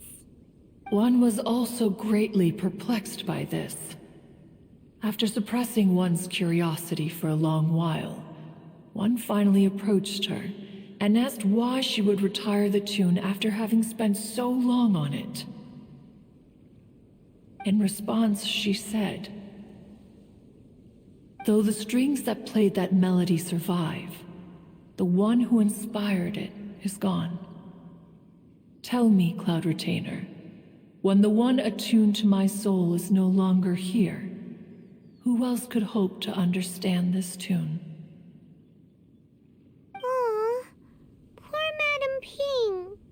I just remember being taken care of by you when I was young. Once the Archon War came to an end, I stayed behind in Liyue Harbor to honor my contract. Although I met Gui Zhang a few times, I never knew anything of this particular story. Gui Zhang was quite the visionary, but tragically passed before her time. Her manuscripts still lie unfinished in the realm of clouds. Blank pages give one cause for contemplation on what might have been. Had you not decided to search for that mystery Adeptus, perhaps these stories, too, would have been lost to the sands of time. As of now, you know the truth. That the Adeptus who rescued the drowning man was none other than Streetward Rambler. Do you intend to discuss this with her?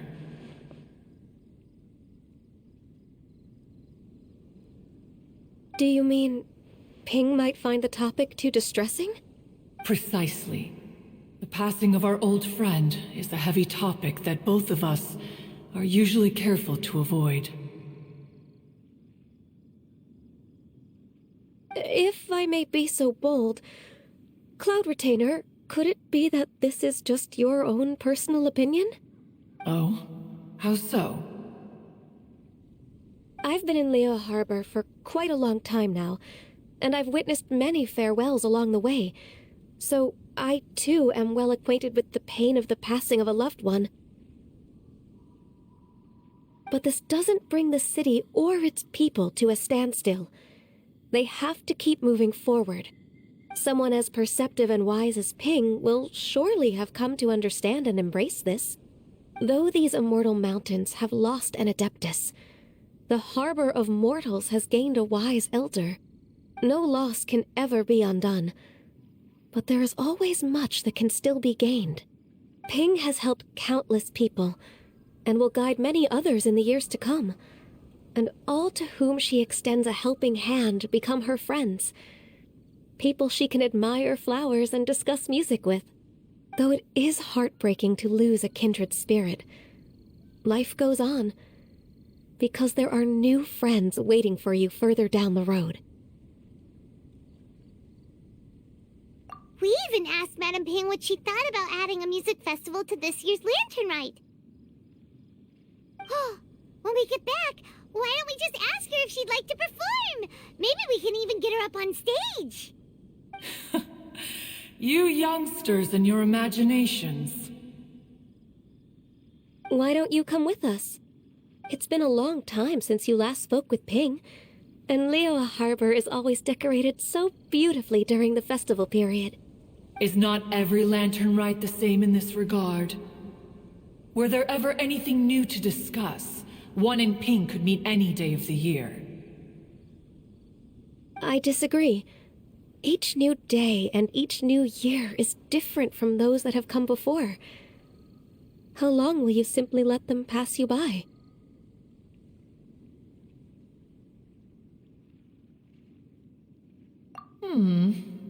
The edibles she brought this time were indeed quite delectable.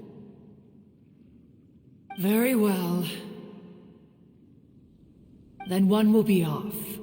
If the other old fossils have sneaked away into the city to amuse themselves, one shall soon find out. All right. We should be getting back to the harbor as well. We don't want to keep her waiting. Once the Guili Assembly, now the Guili Plains. Say, if we planted flowers there and cared for them carefully enough, do you think that one day we'd be able to recreate the Sea of Glaze Lilies? Allow one to take back one's praise from a moment prior. You are still far too given to flights of fancy, child. What? Cloud Retainer? You were still listening? One observed that you were making no effort to leave, and returned to chasten and hasten you. This time, one is departing in earnest.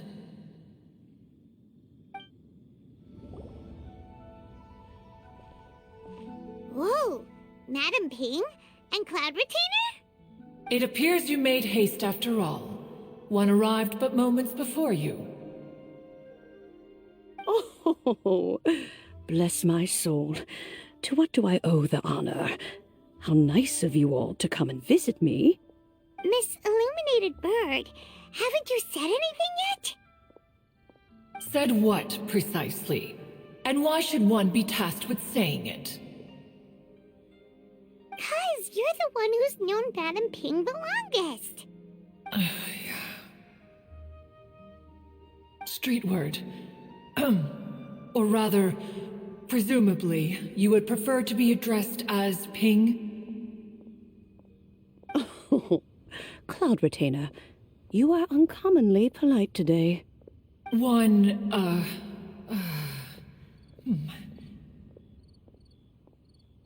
Given that Lanturn Rite is almost upon us, the weather in the city is most pleasant, and a sweet floral fragrance lingers in the air. Ganyu, please continue from here. Huh? All right. So, this all started because we were trying to help Mr. Dvorak find the Adeptus who saved his ancestor's life.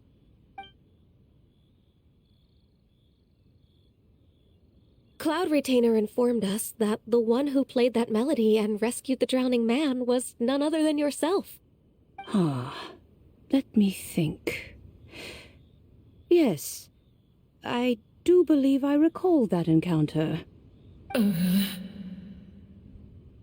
What a long time ago that was. I'm surprised that you still remember it. Even more astonishing, perhaps, is the fact that this story has survived this long at all, when mortal lives are so very brief. It appears that she has proven herself right once again. Who's she? We like to call her Guizhong. From the look in Cloud Retainer's eyes, I sense that she has already told you all about her. Albeit reluctantly, one might add. Oh, there is no harm done. After all, Lanturn Rite's very purpose is to commemorate the heroes who gave their lives for Liyue. Although Guizhong did not live to see the splendid sights of today, she was as much a hero as any other. So how has she proven herself right again exactly? Once upon a time, she said to me that humans were a weak form of life that she wished to protect with her wisdom. But as she interacted more and more with them, her opinions on them began to change. She marveled at the beautiful complexity of their spirits, the sheer splendor of all they could accomplish through their hard work and intelligence. She told us that to underestimate human potential would be to make a grave mistake. With the smallest amount of guidance, enormous power can be unleashed in them, and a human who has reached their full potential may well be her equal. Someone who could have as much to teach an Adeptus as to learn from them. She always had a way with words. That her mechanical accomplishments were judged superior to one's own was, one suspects, in large part due to her sheer eloquence. Speaking of mechanics, Cloud Retainer, do you still remember that potted plant mechanism? The one that the two of you gave me as a gift?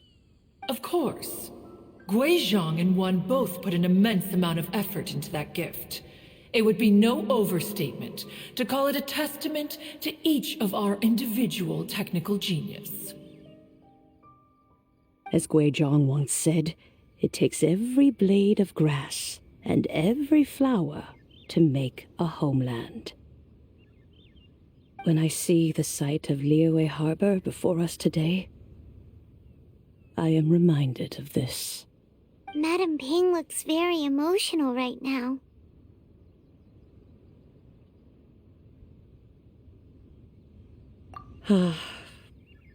Of all of us, it was Guizhong who was the fondest of these grand and exciting occasions. If she were still with us, I'm quite sure she would still be trying to best Cloud Retainer's finest works at every opportunity. Liyue Harbor is always filled with the sound of music at this time of the year. If she were here, one is certain that she would seek you out to discuss and debate the virtues of various melodies. Oh yeah, music! We've been then. Oh, also, with you being such a music expert and all, why don't you join the concert as a performer? I can make arrangements right away. Oh, as much as I don't wish to dampen your enthusiasm, it's been a long time since I played this zither.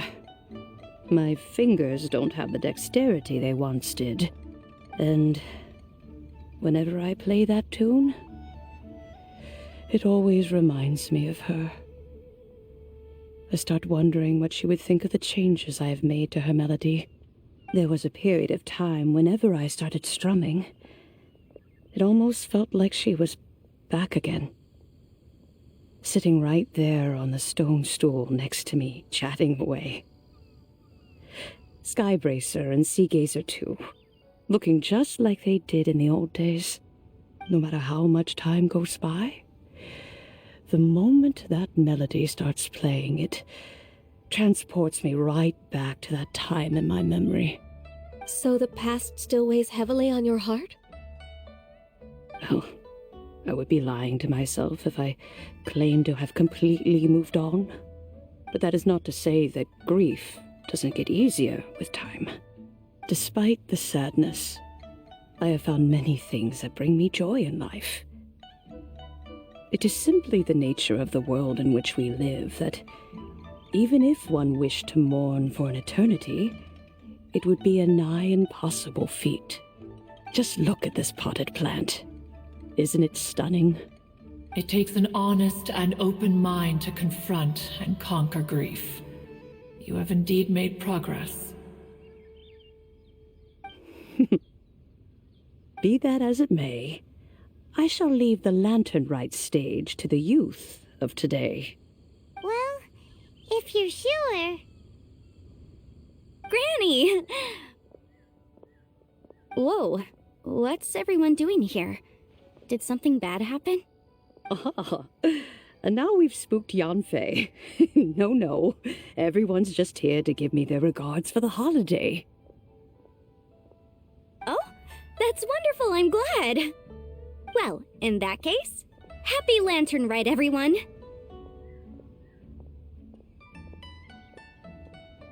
Happy Lanturn Rite!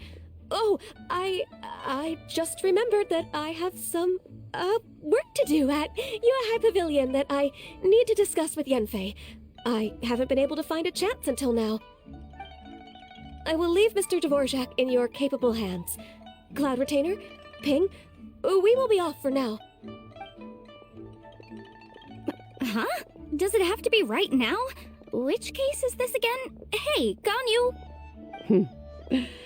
It seems Ganyu still has much to learn when it comes to the art of deception. What a pity. She has learned nothing of one's ability to carry a conversation. Since it's been so long, Cloud Retainer, why don't you stay? I'll make a cup of tea and we can chat a while. Gladly. This was one's intention as well. When you next see the Fontaine musician, please give him my regards. I'd like to wish him the very best with the concert. You got it, Madam Ping. Thank you all. I think you've listened to enough of my nattering for one day. As for that melody, I will play it for you all another time. Goodness knows I need to practice it first. Wow, that'd be great! We'll look forward to it. When that time comes, wherever her spirit may be among the countless grains of sand and specks of dust between the harbor and the mountains, perhaps she will look at the Liyue of today and steal a smile when she sees the prosperous land that it has become. Mr. Dvorak! Ah, and Kuchin's here too! Thanks for helping set all of this up. Welcome back. Did everything go well? Really, really well. We found the person Mr. Dvorak was looking for. Are you serious?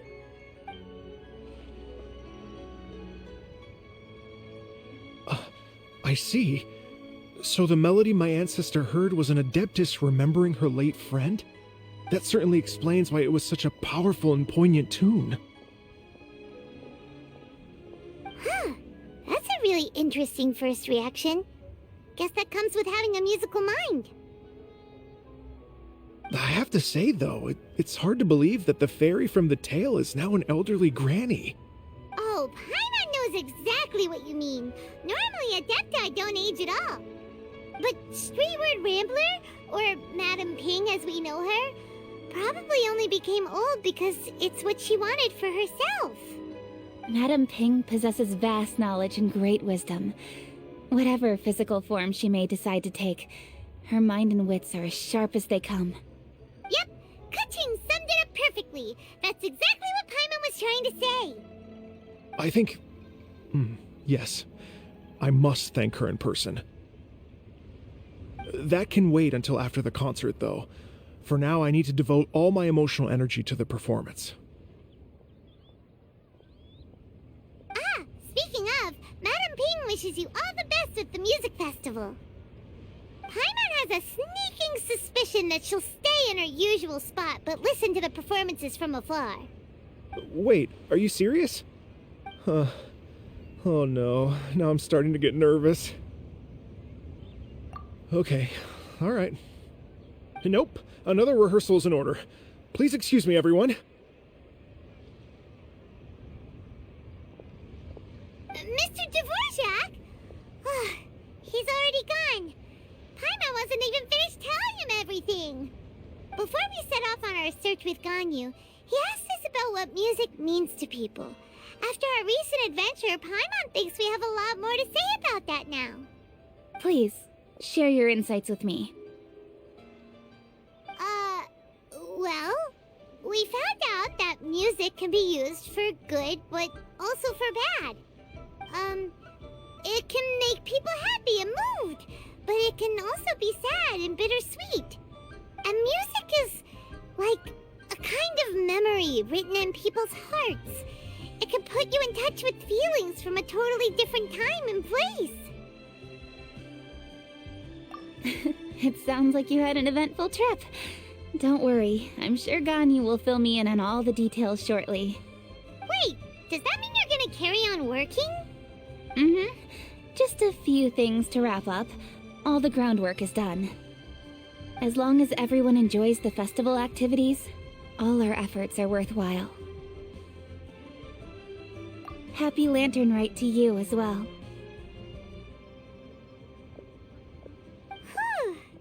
That should be everything taken care of, right? Oh, no, wait. Paimon feels like she's forgetting something. What was it? Oh, it feels like it was a while ago. Shoot! Latent... Wait, no. Anyway, fancy bamboo shoots! Zhang-Li said he wasn't in a hurry, so if we went now, there's probably still time, right? Anyway, even if we don't make it, it's not our fault. He could have totally picked them by himself. Ugh. Anyway, let's go check with him at Wangsheng Funeral Parlor.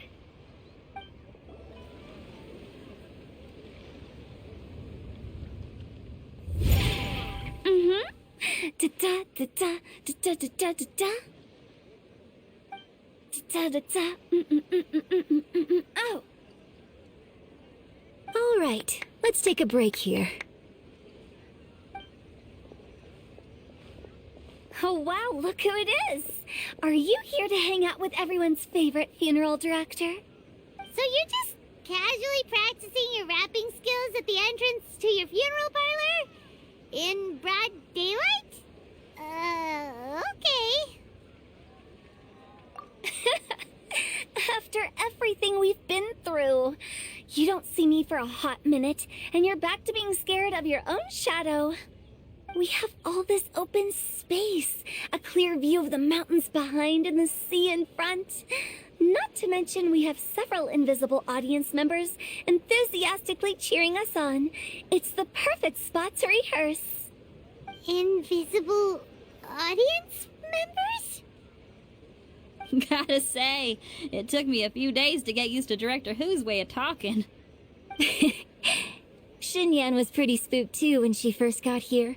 Just like when she sees a frog, but a giant frog with sharp teeth.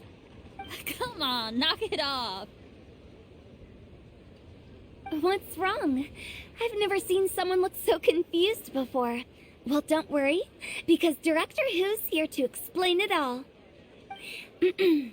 There once was a Fontaine musician who went around town on a mission. He came door to door for his iridescence tour, looking for acts to audition.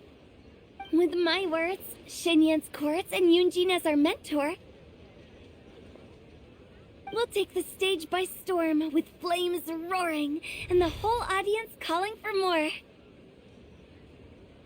For sure! The whole dance floor will be yelling encore! Encore! Oh, now Paimon's rhyming along. But when you say flames roaring, are you sure this'll be safe? No, don't you worry about that. I'm pretty experienced on the stage, and I've already informed the Yuhong of all the pyrotechnics we're planning on using. Huh. Guess we'll just have to trust Xinyan on this one. Oh, Zhongli. He took one of those fancy meal boxes and set off for the mountains. Said he wanted to pay a visit to some old friends.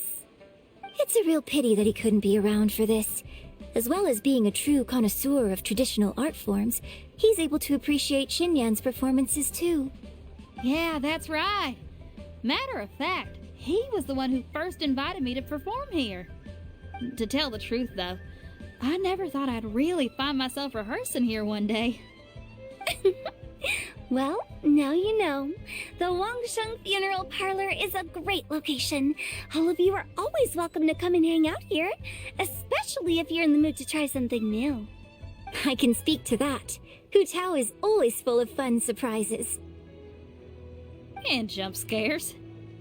Actually, Xinyan, I have some lyric ideas for your part. Do you want to go through them together? Oh, sure thing. I'm all ears. Oh, Traveler and Paimon, I believe Zhongli was heading to Mount Hulao, so make sure you're hiking up the right hill. When you see Zhongli, please pass on this message to him. It's up to him whether he wants to support us at the performance tonight, but I expect him to make time for the upcoming banquet we're planning. No excuses. You should join us too. It'll be a riot. If there's one thing I've learned from being a funeral director, it's how to throw a party. Paimon sees them! It's illuminated deer! And illuminated bird number 2! A familiar face. Have you come from Liyue Harbor? How is the city nowadays? Everything's great! But you know, if you're so curious, you can always go and check it out for yourself. In fact, Mooncarver has been taking many walks on Mount Tianheng in recent times. I believe the sights of the city are quite familiar to him. Zhongli! Here you are! We've brought the bamboo shoots you wanted. Impeccable timing.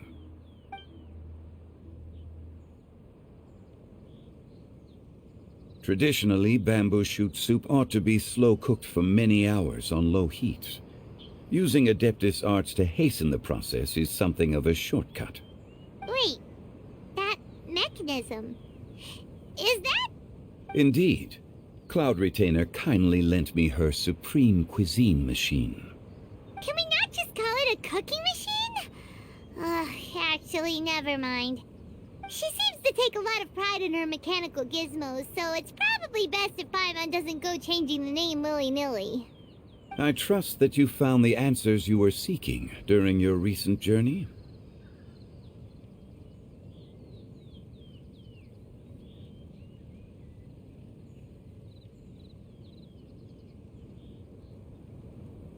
Excellent. The past should be remembered, but not overly dwelt upon. Our journey should be seen as a means to take on more from the world around us. When the bamboo shoot soup is ready, I must insist that you try some for yourself.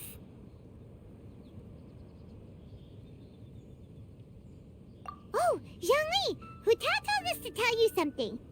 She said, It's up to him whether he wants to support us at the performance tonight, but I expect him to make time for the upcoming banquet we're planning. No excuses! When she says performance, she must be in the Lanturn Rite Music Festival. As for the banquet, she didn't tell us anything more about that, but she invited us to come as well. As you can see, I have a prior engagement with 2 Adepti friends of mine tonight.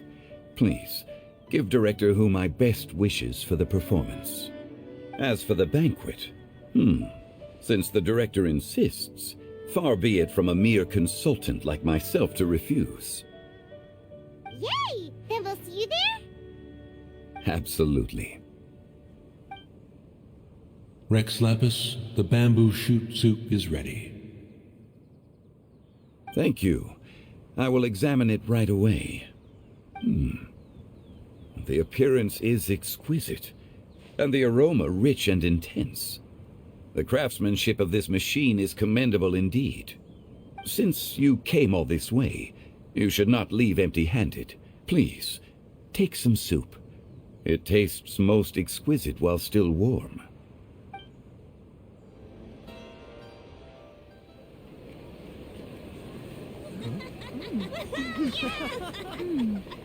I'm honored to be here on the Iridescence Tour stage.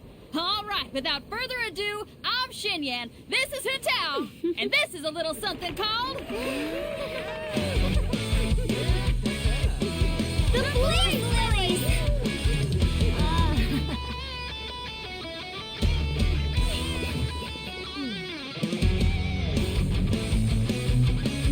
I'm up here blazing trails through the midnight sky, lighting up the world below.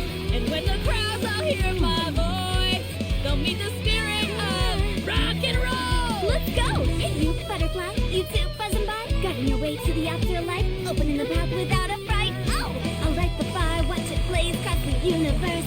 I'll spit my rhymes, watch your step, or you'll get burned. Hey, woo!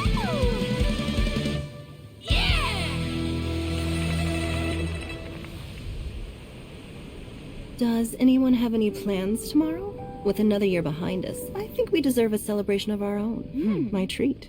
Interested? The Tianquan footing the bill? I can't miss out on that.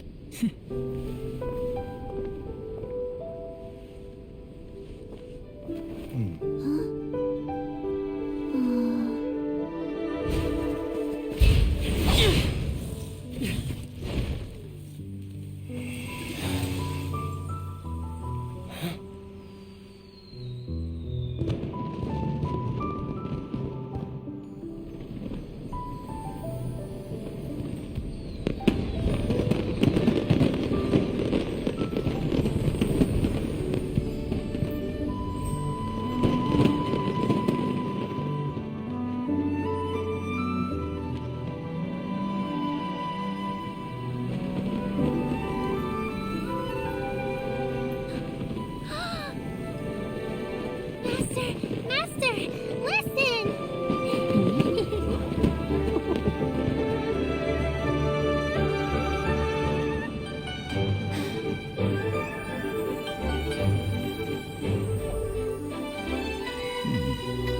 May the year ahead be a blessed one. I believe it shall be.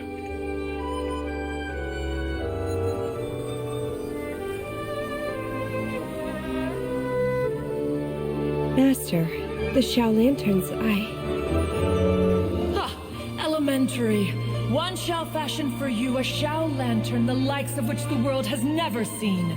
And you must take it to Liyue Harbor to display its magnificence for all.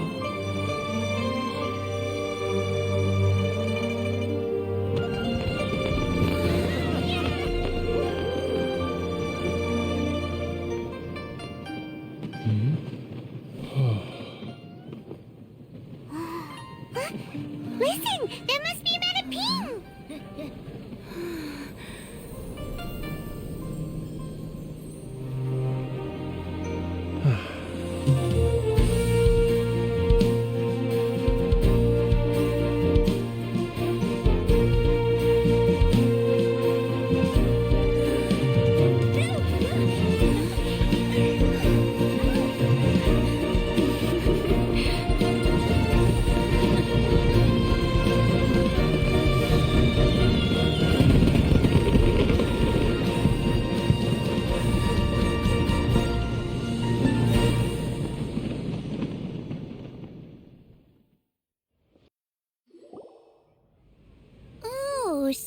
that's how it is. Thanks for the suggestions, Mr. Zhongli. I have them all noted down. I've long heard that your knowledge encompasses all things old and new, Mr. Zhongli, but I never knew that you were well versed in the art of cooking, too. It is truly an honor to make your acquaintance. No need for formalities. I too feel humbled to be in the company of such talented young people. There are many things I could learn from you. Oh, you flatter us. If it's possible, may I trouble you to provide a few words of guidance for my practices in exorcism? Exorcism? I can't say I'm an expert in the field, but if you don't mind, we could start by discussing... Whoa, there's so many people here. All we knew was that hotel invited Zhongli over. Paimon never thought we'd be meeting so many old friends. Happy Lanturn Rite, everyone! Likewise. Please take a seat.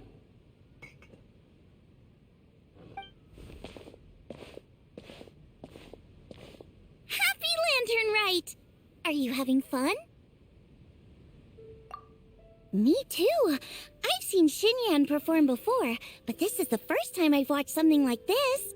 I heard that the audience loved it too, and she's been receiving quite a lot of performance invitations lately. She's more busy than ever, and Yunjin's gonna help her. Yep, and they asked us to pass on their season's greetings to everyone. They hope we'll have a wonderful gathering. The performance was spectacular indeed. However, it gave Xiangling a huge burst of inspiration, which in turn gave us a bit of a headache. Us? Did Xiangling ask you to try out her dishes too? That, my friend, is beside the point. Watching you eat was enough for me. Come to think of it, I probably shouldn't have burdened Chongyun with eating my share too. Hold on, Xiangling came up with a new recipe? Let Paimon try! See? Someone here knows how to encourage people. Thanks, Paimon. Oh, and I have to thank Mr. Zhongli, too. He gave me lots of useful pointers that really drove it home for me. Oh, so that's what you were talking about before we arrived. Yes. Since we'll be dining together, the topic of our conversation naturally revolved around cooking. Xiangling's ideas are truly unconventional. Her choices in both ingredients and spices are comparable to a melody dancing on the tongue. My suggestions were nothing more than the icing on the cake. Oh, the two of you always deliver. Now I'm getting embarrassed. Anyway, I'll get everyone to have a taste after I've adjusted the recipe based on Mr. Zhongli's advice. That sounds like it might become a little safer to eat. How about I sample the dishes next time? Speaking of eating, Paimon feels like we're missing someone. Oh, Huta was the one who invited us, but she's not here. And where's Guoba? Oh, Guoba volunteered to help Dad at the restaurant. You know, lots of people come over to eat during Lanturn Rite. Without Guoba helping out, I probably wouldn't have had the time to accept Hu Tao's invitation. As for Hu Tao... The director went to collect a guest. She asked me to stay here and host you for the time being. Seems like it's almost time. Huh? Hu Tao went to fetch someone in person? Oh, that must mean they are super important. Could it be... Keqing? Ningguang? Or Captain Beto? She didn't clarify. And as her subordinate, I couldn't just pry into the details, could I? Ta-da! We're here! Oh, we're not late to the party, right? Right? Good thing the Conqueror of Demons and I are both as swift as the wind. And whoosh, we made it just in time.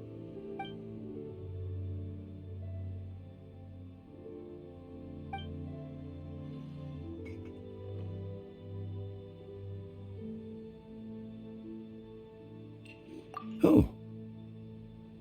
I see. So the important guest is the Conqueror of Demons. I've been looking forward to meeting you. The director didn't mention anything when she invited us. What a pleasant surprise. Gathered here with us tonight are not only young and accomplished individuals, but also the protector of Leo's peace, Adeptus Alatus. To convene here with all of you is indeed a great honor.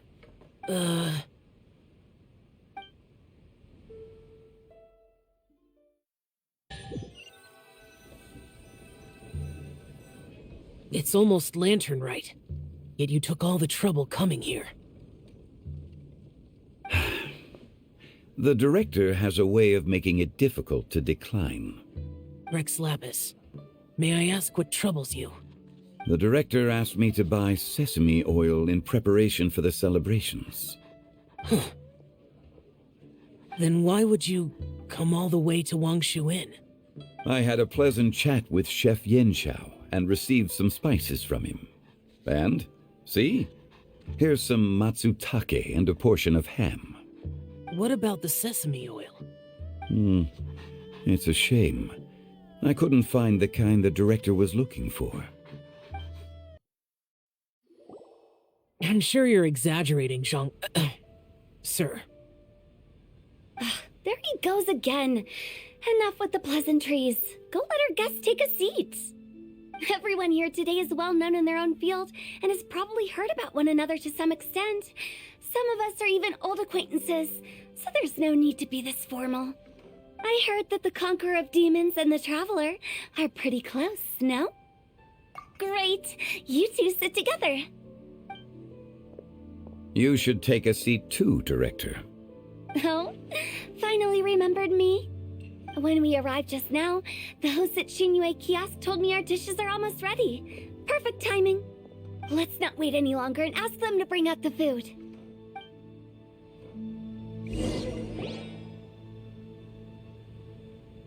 Paimon would have never guessed the person who Tao went to fetch was Xiao. Oh, that's also the first I've heard of the Traveler and Paimon being friends with the Conqueror of Demons. You know Xiao Chu? Knowing is a bit of an overstatement. I've always looked up to him. You might not know this, Paimon, but we exorcists have worked in close collaboration with the Conqueror of Demons for many generations, dispelling evil together, both in the open and from the shadows. Hard to imagine that thanks to Hu Tao, I've finally gotten the chance to meet him. Conqueror of Demons, I'm honored to make your acquaintance. Likewise. It is a great honor indeed to have a chance to meet the legendary Conqueror of Demons. Changyun has brought that name up quite a few times in the past. I remember you mentioning wanting him to understand the importance of exorcists. We know each other too. He helped try my dishes during the Masterful Chef's cook-off. I didn't think we'd have the chance to meet again. Happy Lanturn Rite. No anecdote, however, compares to meeting you in person. I'm Xingqiu, Shangling and Changyun's friend. The pleasure is all mine. Whoa, everyone's getting all formal and polite all of a sudden. Paimon doesn't know what she should say anymore. Adeptus Xiao, mighty conqueror of demons, please accept Paimon's greetings too. Belated Happy Lanturn Rite. Paimon tried very hard to look for a fancy word, okay? Don't be too harsh on Paimon! There's no need to be so polite. You're right. This was meant to be a nice little get-together between friends after all. Too much formality kills the atmosphere. I didn't plan this gathering only for everyone to walk on eggshells. Hiya. What's your true intention, then? A little get-together between friends, sipping the finest tea and watching lanterns float into the sky, bidding farewell to the past, and embracing the present with joy. And that is something our consultant would say. I think it deserves a standing ovation. Indeed. Exceptional acting skills, Director. As for me, I'm just here to have fun and treat everyone to something good. We all worked really hard this year, whether traveling or guiding. Cooking, helping with the family business, exorcising evil spirits, or conquering demons. And of course, our consultant, who's been helping out at the parlor every now and then. Everyone has done some pretty amazing things. As the one who brought everyone together, it goes without saying that I'm the one most deserving of praise. Huh? Sounds kind of self-important, but Paimon thinks it's pretty amazing that she managed to talk Xiao into coming. He rarely ever enters Liyue Harbor after all. It wasn't as complicated as you think.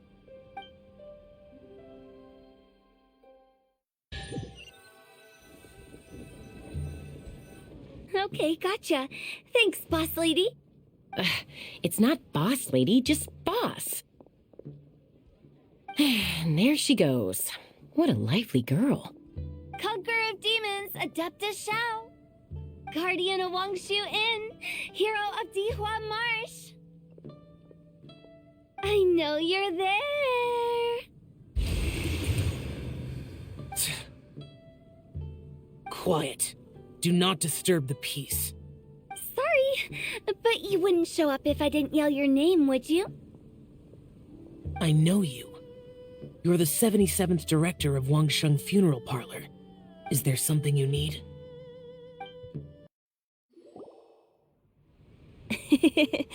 That does sound like one of Hu Tao's antics. Did the Conqueror of Demons agree to come so that Hu Tao would stop pestering him? There might be other reasons. Smart guess. Huh? There's more to it? It gets pretty boring from here on. I talked about the funeral parlor's past relationships with the guardian yakshas. You know, just to be sociable. In the time of the Archon War, disputes were frequent, and disaster overtook the land. Humans couldn't escape from the torment of the plague, nor could they escape death. The Adepti vanquished the demons, the Millelith fought valiantly, and Wangsheng Funeral Parlor was responsible for purifying the diseased and sending off the spirits of the dead. That is how the border between life and death was maintained during the war. And it effectively prevented further incidents from happening. That's right. 1 point for the consultant. But despite our deep-rooted connection, it still took me quite a while to actually convince him. You know him pretty well, huh? This matter is out of my control, so I need to be cautious. True, but I've kept that in mind too. That's why everyone here today is in one way or another acquainted with elemental power. Besides, it'll only be for a short while as we dine together. There won't be any lasting consequences. But I didn't expect there to be so many people. There's no need to worry, Conqueror of Demons. We're not feeling anything unusual so far. Our young exorcist over here is protected by his pure yang energy, so he's probably the most resilient. That's not the same. And did you just toss your carrots into my bowl? Hey, don't look away! Huh? What? I'm siding with Chongyun. I saw that too. You're lucky Guoba isn't here today. He hates seeing people being picky with their food. If he'd seen that, he'd definitely make you eat all your carrots. Huh? Guoba would do that? Is he that uncompromising? But now that I think of it, Xianglin told me that Guoba used to be the stove god. It sounds like you've heard the rumors.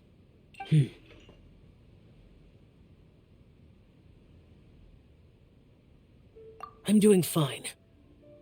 Not long ago, before Lanturn Rite, I met an old friend. Thanks to his help, things have been a lot more stable than before. You should know him. He's...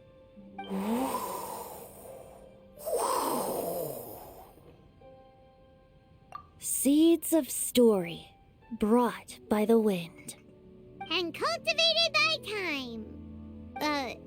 Did Paimon just unconsciously complete that thing? That voice. Could it be?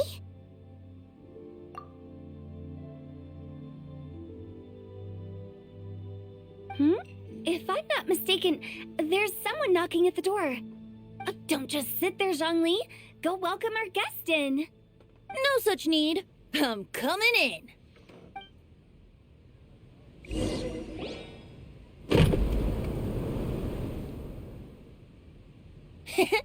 You finally let me in. Hello, hello.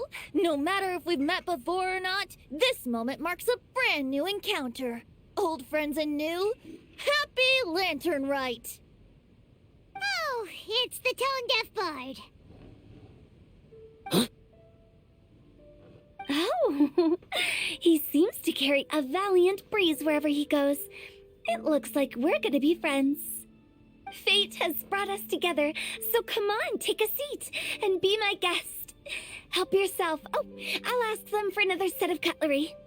This young lady here is as bright as a fresh bouquet of flowers in the morning's rising sun. She no doubt is the one with the most authority here. Whoa, these dishes look amazing! Is it really okay for me to join in? All right, I'm digging in. Huh, it's you. Oh, isn't this Genu? Genu? Yep. Now that I've taken a closer look, you're a fan of Genu's works, aren't you? I met Xingqiu at a light novel convention. Ah, how I wish we'd met sooner. I never expected that there'd be another person in this world who could interpret Genu's new novel as thoroughly as I could. Venti, you're being too humble. Considering your poetic talent, your fundamentals are way more impressive. Could this new guest be Master Xingqiu's friend? Yes.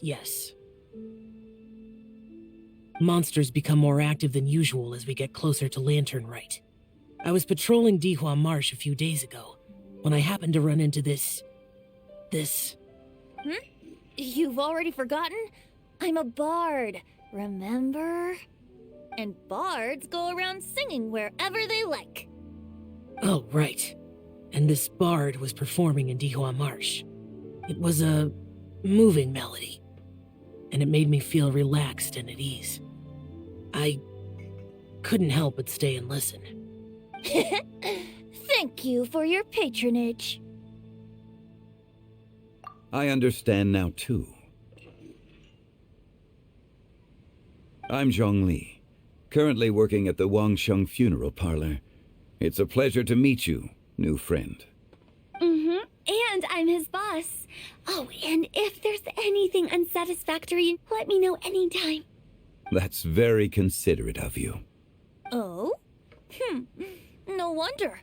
Only a boss as savvy and reliable as you would be able to hire such an impressive consultant. Oh, you're too nice, Venti. Not to brag, but our consultant truly is impressive. His knowledge extends across the stars and the land, and there's nothing throughout history that he doesn't know. From the sophisticated way he speaks, it's hard not to suspect that he could very well be an adeptus in disguise.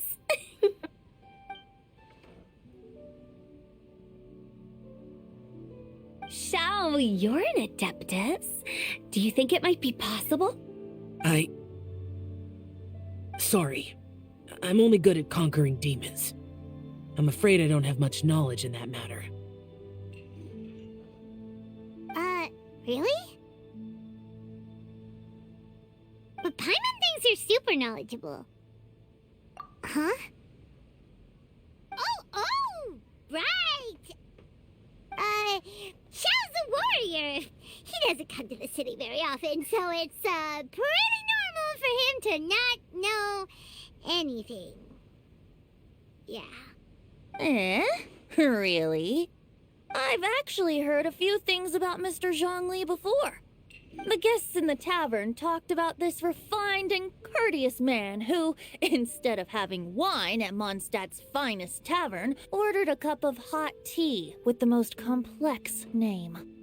Now that you mention it, I seem to recall that there indeed is a musician like yourself in Mondstadt.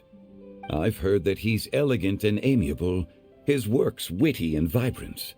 It's no overstatement to regard him as the best bard in Mondstadt. Now you're making me embarrassed. I would say that Mondstadt's poetry is a little run-of-the-mill sometimes. There's one I heard a while back that went, "The old house is renewed, welcoming the spring breeze, awakening old memories." The meaning's there, but the word choices are unimaginative, and there's a distinct lack of literary flair. I think so too. The composition needs a little jazzing up. If I were to give it a go, I'd make it an old melon on a vine, a new flower that grows fine. Oh, good one! It feels unique and has a nice ring to it. You have great taste, Venti. I was right about you. Let's shake hands. Of course, of course. Hey, Shincho! Mind lending me a few books when we get back? Pick out some well-written ones. I don't know if it's my own lack of literary knowledge, but I couldn't tell the difference between those two. I don't think it's your fault. Chongyun's right. It's not our fault.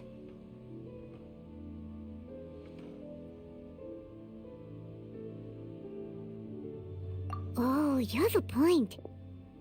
But speaking of, why is the Tone Deaf Bard here? Are you here to take part in Lanturn Rite too?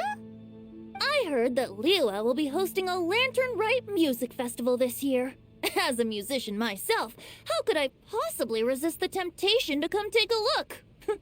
Or listen. Getting to know other musical styles is essential to sparking inspiration, don't you think? As for the Fontaine friend who hosted the festival, I saw him near Stone Gate the other day. The Iridescence tour has finally been held successfully for once, so I had to congratulate him. Don't think anything of it. By the way, I was watching as you entered Shinyue Kiosk, but no one seemed to notice me.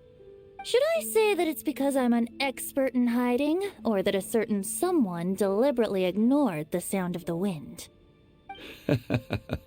Whenever Lanturn Rite comes around, Liyue Harbor becomes bustling with activity. People are all busy watching the lanterns and strolling around the shops, and they might just go travel somewhere on a whim. It is rather difficult to predict another's whereabouts. The festival is in full swing and proceeding smoothly, and we're all gathered here with friends, new and old. This is no doubt a wonderful occasion worth celebrating. To come together with all of you at the beginning of the year, one can't help but be filled with joy. In a moment like this, I propose we raise a glass together. In my case, tea in lieu of wine. Very well said, Mr. Zhongli. That was exactly what I wanted to say. Now I'm getting a little self-conscious. I didn't cause you too much trouble barging in like that, did I?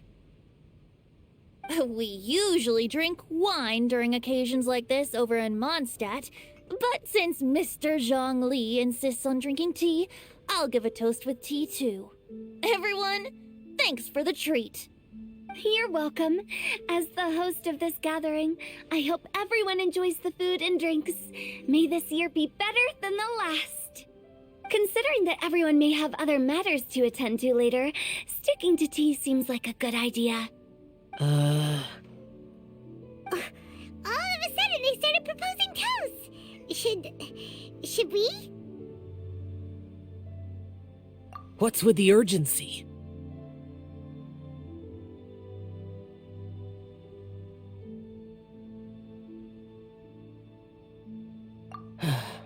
Sure. Have you two finished eating? It's always nice to have a breath of fresh air after a meal. Helps with digestion. Paimon will come too.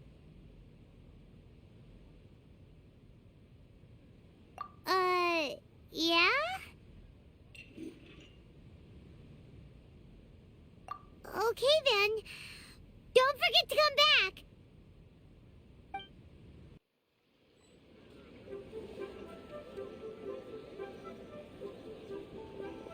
Are you all right?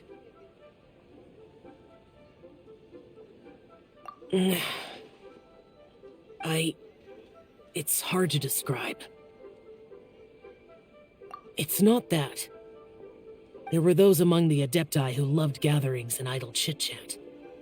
Sometimes they would call up a few others for a drink. Even I got dragged along to their gatherings many times. The Adepti all have their specialties, making most of them proud and arrogant. Everything they say is straight from the heart. It never gets too complicated. But this time...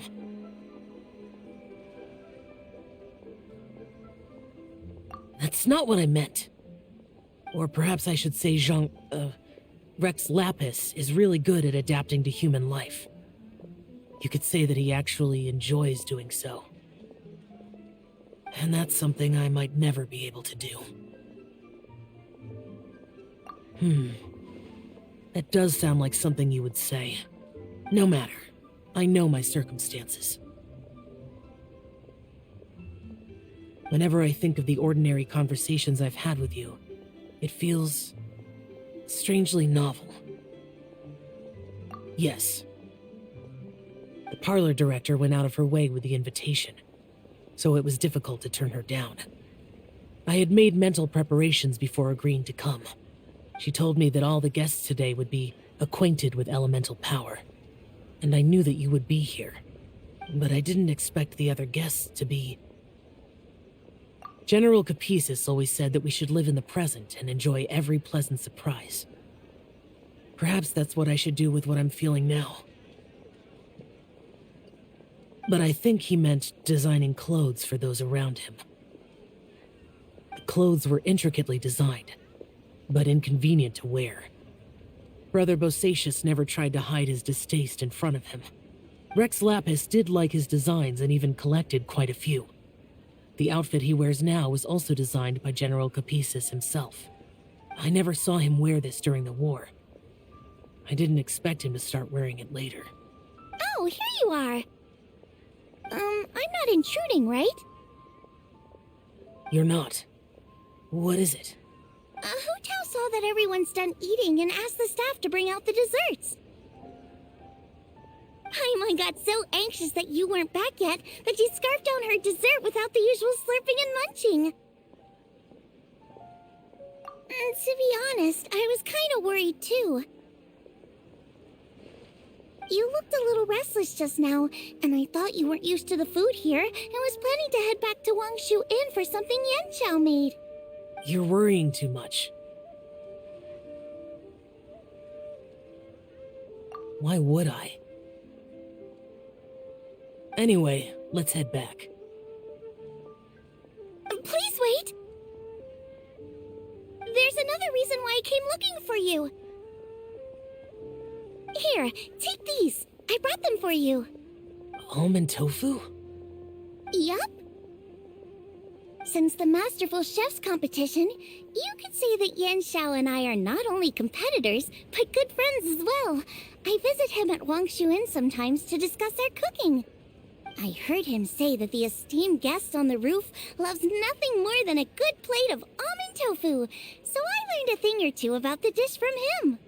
I'll be honest, before Hu Tao invited everyone, she secretly came looking for me, told me about the guests she planned to invite, and asked me for some suggestions on what she should order. So I made a few servings of almond tofu for you guys in advance. Take them as a token of gratitude for your support. When I told Guoba that I was making these for you, he started eagerly running around the kitchen and helping a lot too. Thank you for the trouble. There was no need to... I'll take them. Thank you.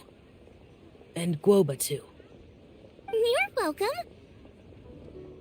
Oh, the almond tofu I made probably tastes and feels a little different from the type Yanqiao cooks.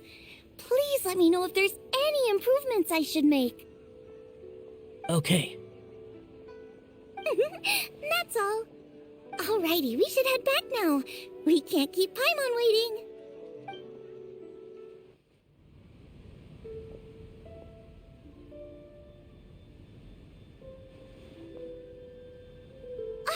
You're finally done whispering secrets to each other? So much for promising Paimon you'll be back soon.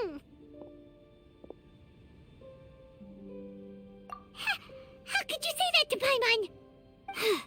In that case, besides having no sense of time, Paimon will let you know what having no sense of fullness looks like. Your dessert is all Paimon's! Sorry to keep everyone waiting. No worries, we're all just chatting here. There's no serious business to take care of. Whether we're chatting outside or inside, it's all the same. Paimon's too busy eating to talk to you. But even though we're all well acquainted by now, I think this festive gathering deserves something ceremonious. Oh? Is this some local custom? Nope. This is something I made up so that good luck will be on our side, that's all. Spontaneity is the best choice to make here. Let's use this incense burner on the table. It's been lit for so long now that the incense is running out. I'll leave refilling and lighting the incense to the most distinguished guest among us all. Lighting the incense will signify continuous growth and prosperity in all our endeavors in the new year. I see. Perfect symbolism, as expected of Hu Tao. And speaking of the most distinguished guest here today, I'm sure we all agree that it's Mr. Zhang Li. I'm not very familiar with the details of his past deeds, but chatting with him has been a real eye-opener, even for a bard who has traveled all across the world. If knowledge were a form of power, one could even say that you're a wielder of unlimited strength. But when it comes to having a way with words, the notable bard is certainly one cut above the rest. I just happen to have a good memory. It is such an unexceptional skill, yet you made it sound like an unparalleled talent. I am truly impressed. Since we all get to nominate someone...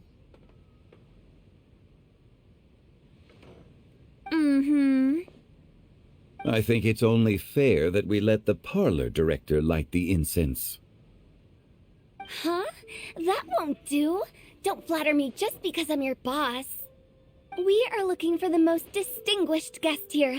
As the host, I shouldn't be involved in this discussion at all. Now that we've enjoyed this table full of delicacies, how about we let our one and only chef here do the honors? Is this really the way this works? I didn't cook any of these dishes. It's not a big deal. Just look at her. Xiangling, the disciple of an adeptus, the stove god's best companion, the winner of the Masterful Chef's competition. The only heir of the famous One Mean restaurant. A good old friend of mine. There's no better choice. Why does Paimon feel like we're back at square one again? Please stop! You're making me embarrassed! If we're looking for a distinguished guest, surely the second son of the Feiyun Commerce Guild counts. It's one of the largest commerce guilds in Liyue Harbor. Huh? Don't get me involved in this. Ooh, not a bad choice. With the Commerce Guild's young master lighting the incense, we're all sure to make a huge sum of mora in the new year. That's not how it works. Making a fortune is indeed a fine wish, but it's of lesser importance than good health and happiness. Which means we should choose Chongyun, the skilled exorcist who keeps everyone's home safe from evil spirits. Huh? Now you're nominating me? I can't be the one when we have the Conqueror of Demons right here. Adeptus Xiao has the most seniority among everyone here today. We should... I refuse. I am most certainly not the most distinguished guest here. You should all be able to make the right judgment based on your observations. One person here is well acquainted with everyone else.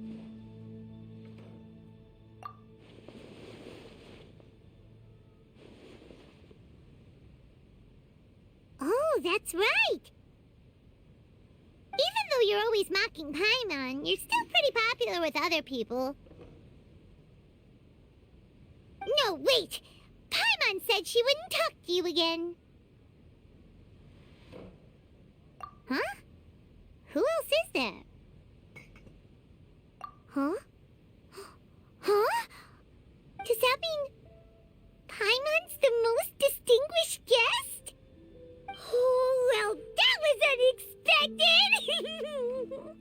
I agree. Paimon's just the one we need. Without a friend constantly by your side, a long journey would become dreadfully lonesome. But once you have someone there to brighten up the atmosphere, everything along the way will become lively and vibrant too. Ah. The traveler has traversed many nations and left behind a great deal of fascinating stories. But without Paimon, they would have become quite monotonous. Paimon plays an indispensable role in making your journey a happy and smooth one. You guys, Paimon's not used to being praised like that. Those were genuine compliments, right? Thank you.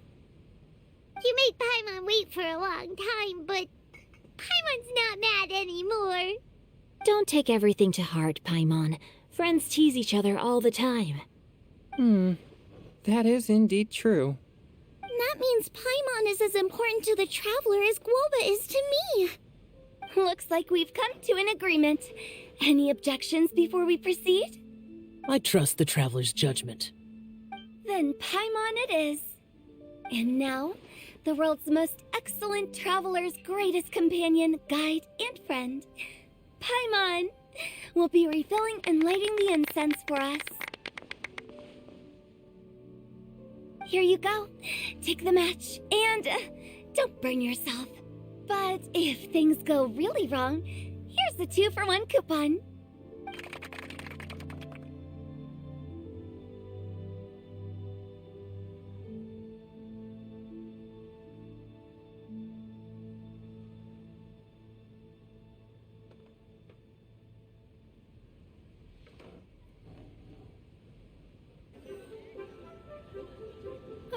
It's getting late. I won't take up any more of your time. You're all free to go as you please. Yep, the tea was amazing too. You don't have to go all polite on me. Just remember to come when I invite you next time. Let's see. It's dark out, so I'm going to accompany Xiangling, Xingqiu, and Changyun back home. As for the rest of the guests, I'll leave them to our consultant. No need. I'm headed towards the harbor to meet a friend on the ship. There's no need to trouble one such as Mr. Zhongli. I think you know the place I'm talking about. Come meet me anytime. It was great getting to know you all. Let's meet again when the spring breeze begins to blow. Bye. Oh, we should write poetry together sometime. We'll catch you all later then. Don't forget to return to the parlor later. There's something I need you to do. Understood. See you later. Well then. Rex Lapis. Just Zhongli will do. I live as a mortal in Liu Harbor now. I am just one among many who begin work at sunrise and retire to rest at sundown.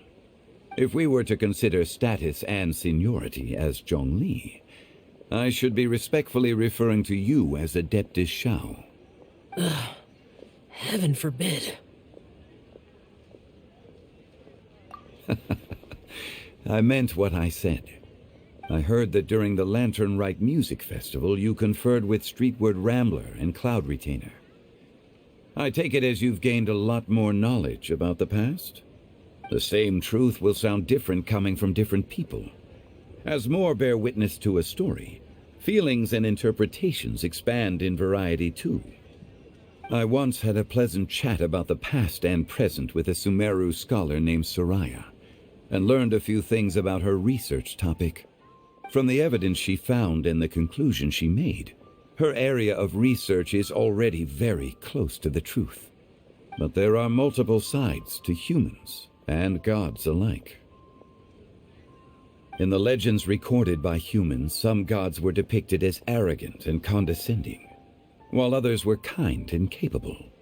But whether to me, Streetward Rambler, Cloud Retainer, or younger adepti such as Shao and Ganyu, Those adepti and gods that may seem extraordinary to humans are something more akin to close companions. This was as true back then as it is right now. Just how Shao may seem unapproachable to most, but the Traveler has proved otherwise. So there's no need to dwell too much on certain things. Zhongli, what you're saying is... It looks like you understood what I meant. Ah. The director asked me to accompany you on your return, but I don't think you'll need my protection. I'll be taking a walk around and admiring the night scenery. After that, it'll be time for me to go back and meet up with the director. Goodbye for now. Bye, Zhongli! Everyone's gone now. Paimon always feels a little empty inside when a lively celebration ends. But at least you always stay by Paimon's side. No. Paimon got it mixed up. Paimon, the best and most distinguished travel guide, will always stay by your side, Traveler. Good that you were aware of that. Shell, is there anything else you want to do? We could take you on a tour of Liyue Harbor. No need. I've stayed here for much longer than I had expected. The city lights are a fine sight, but it's time for me to leave. The events of today occurred so abruptly. I appreciate your kindness.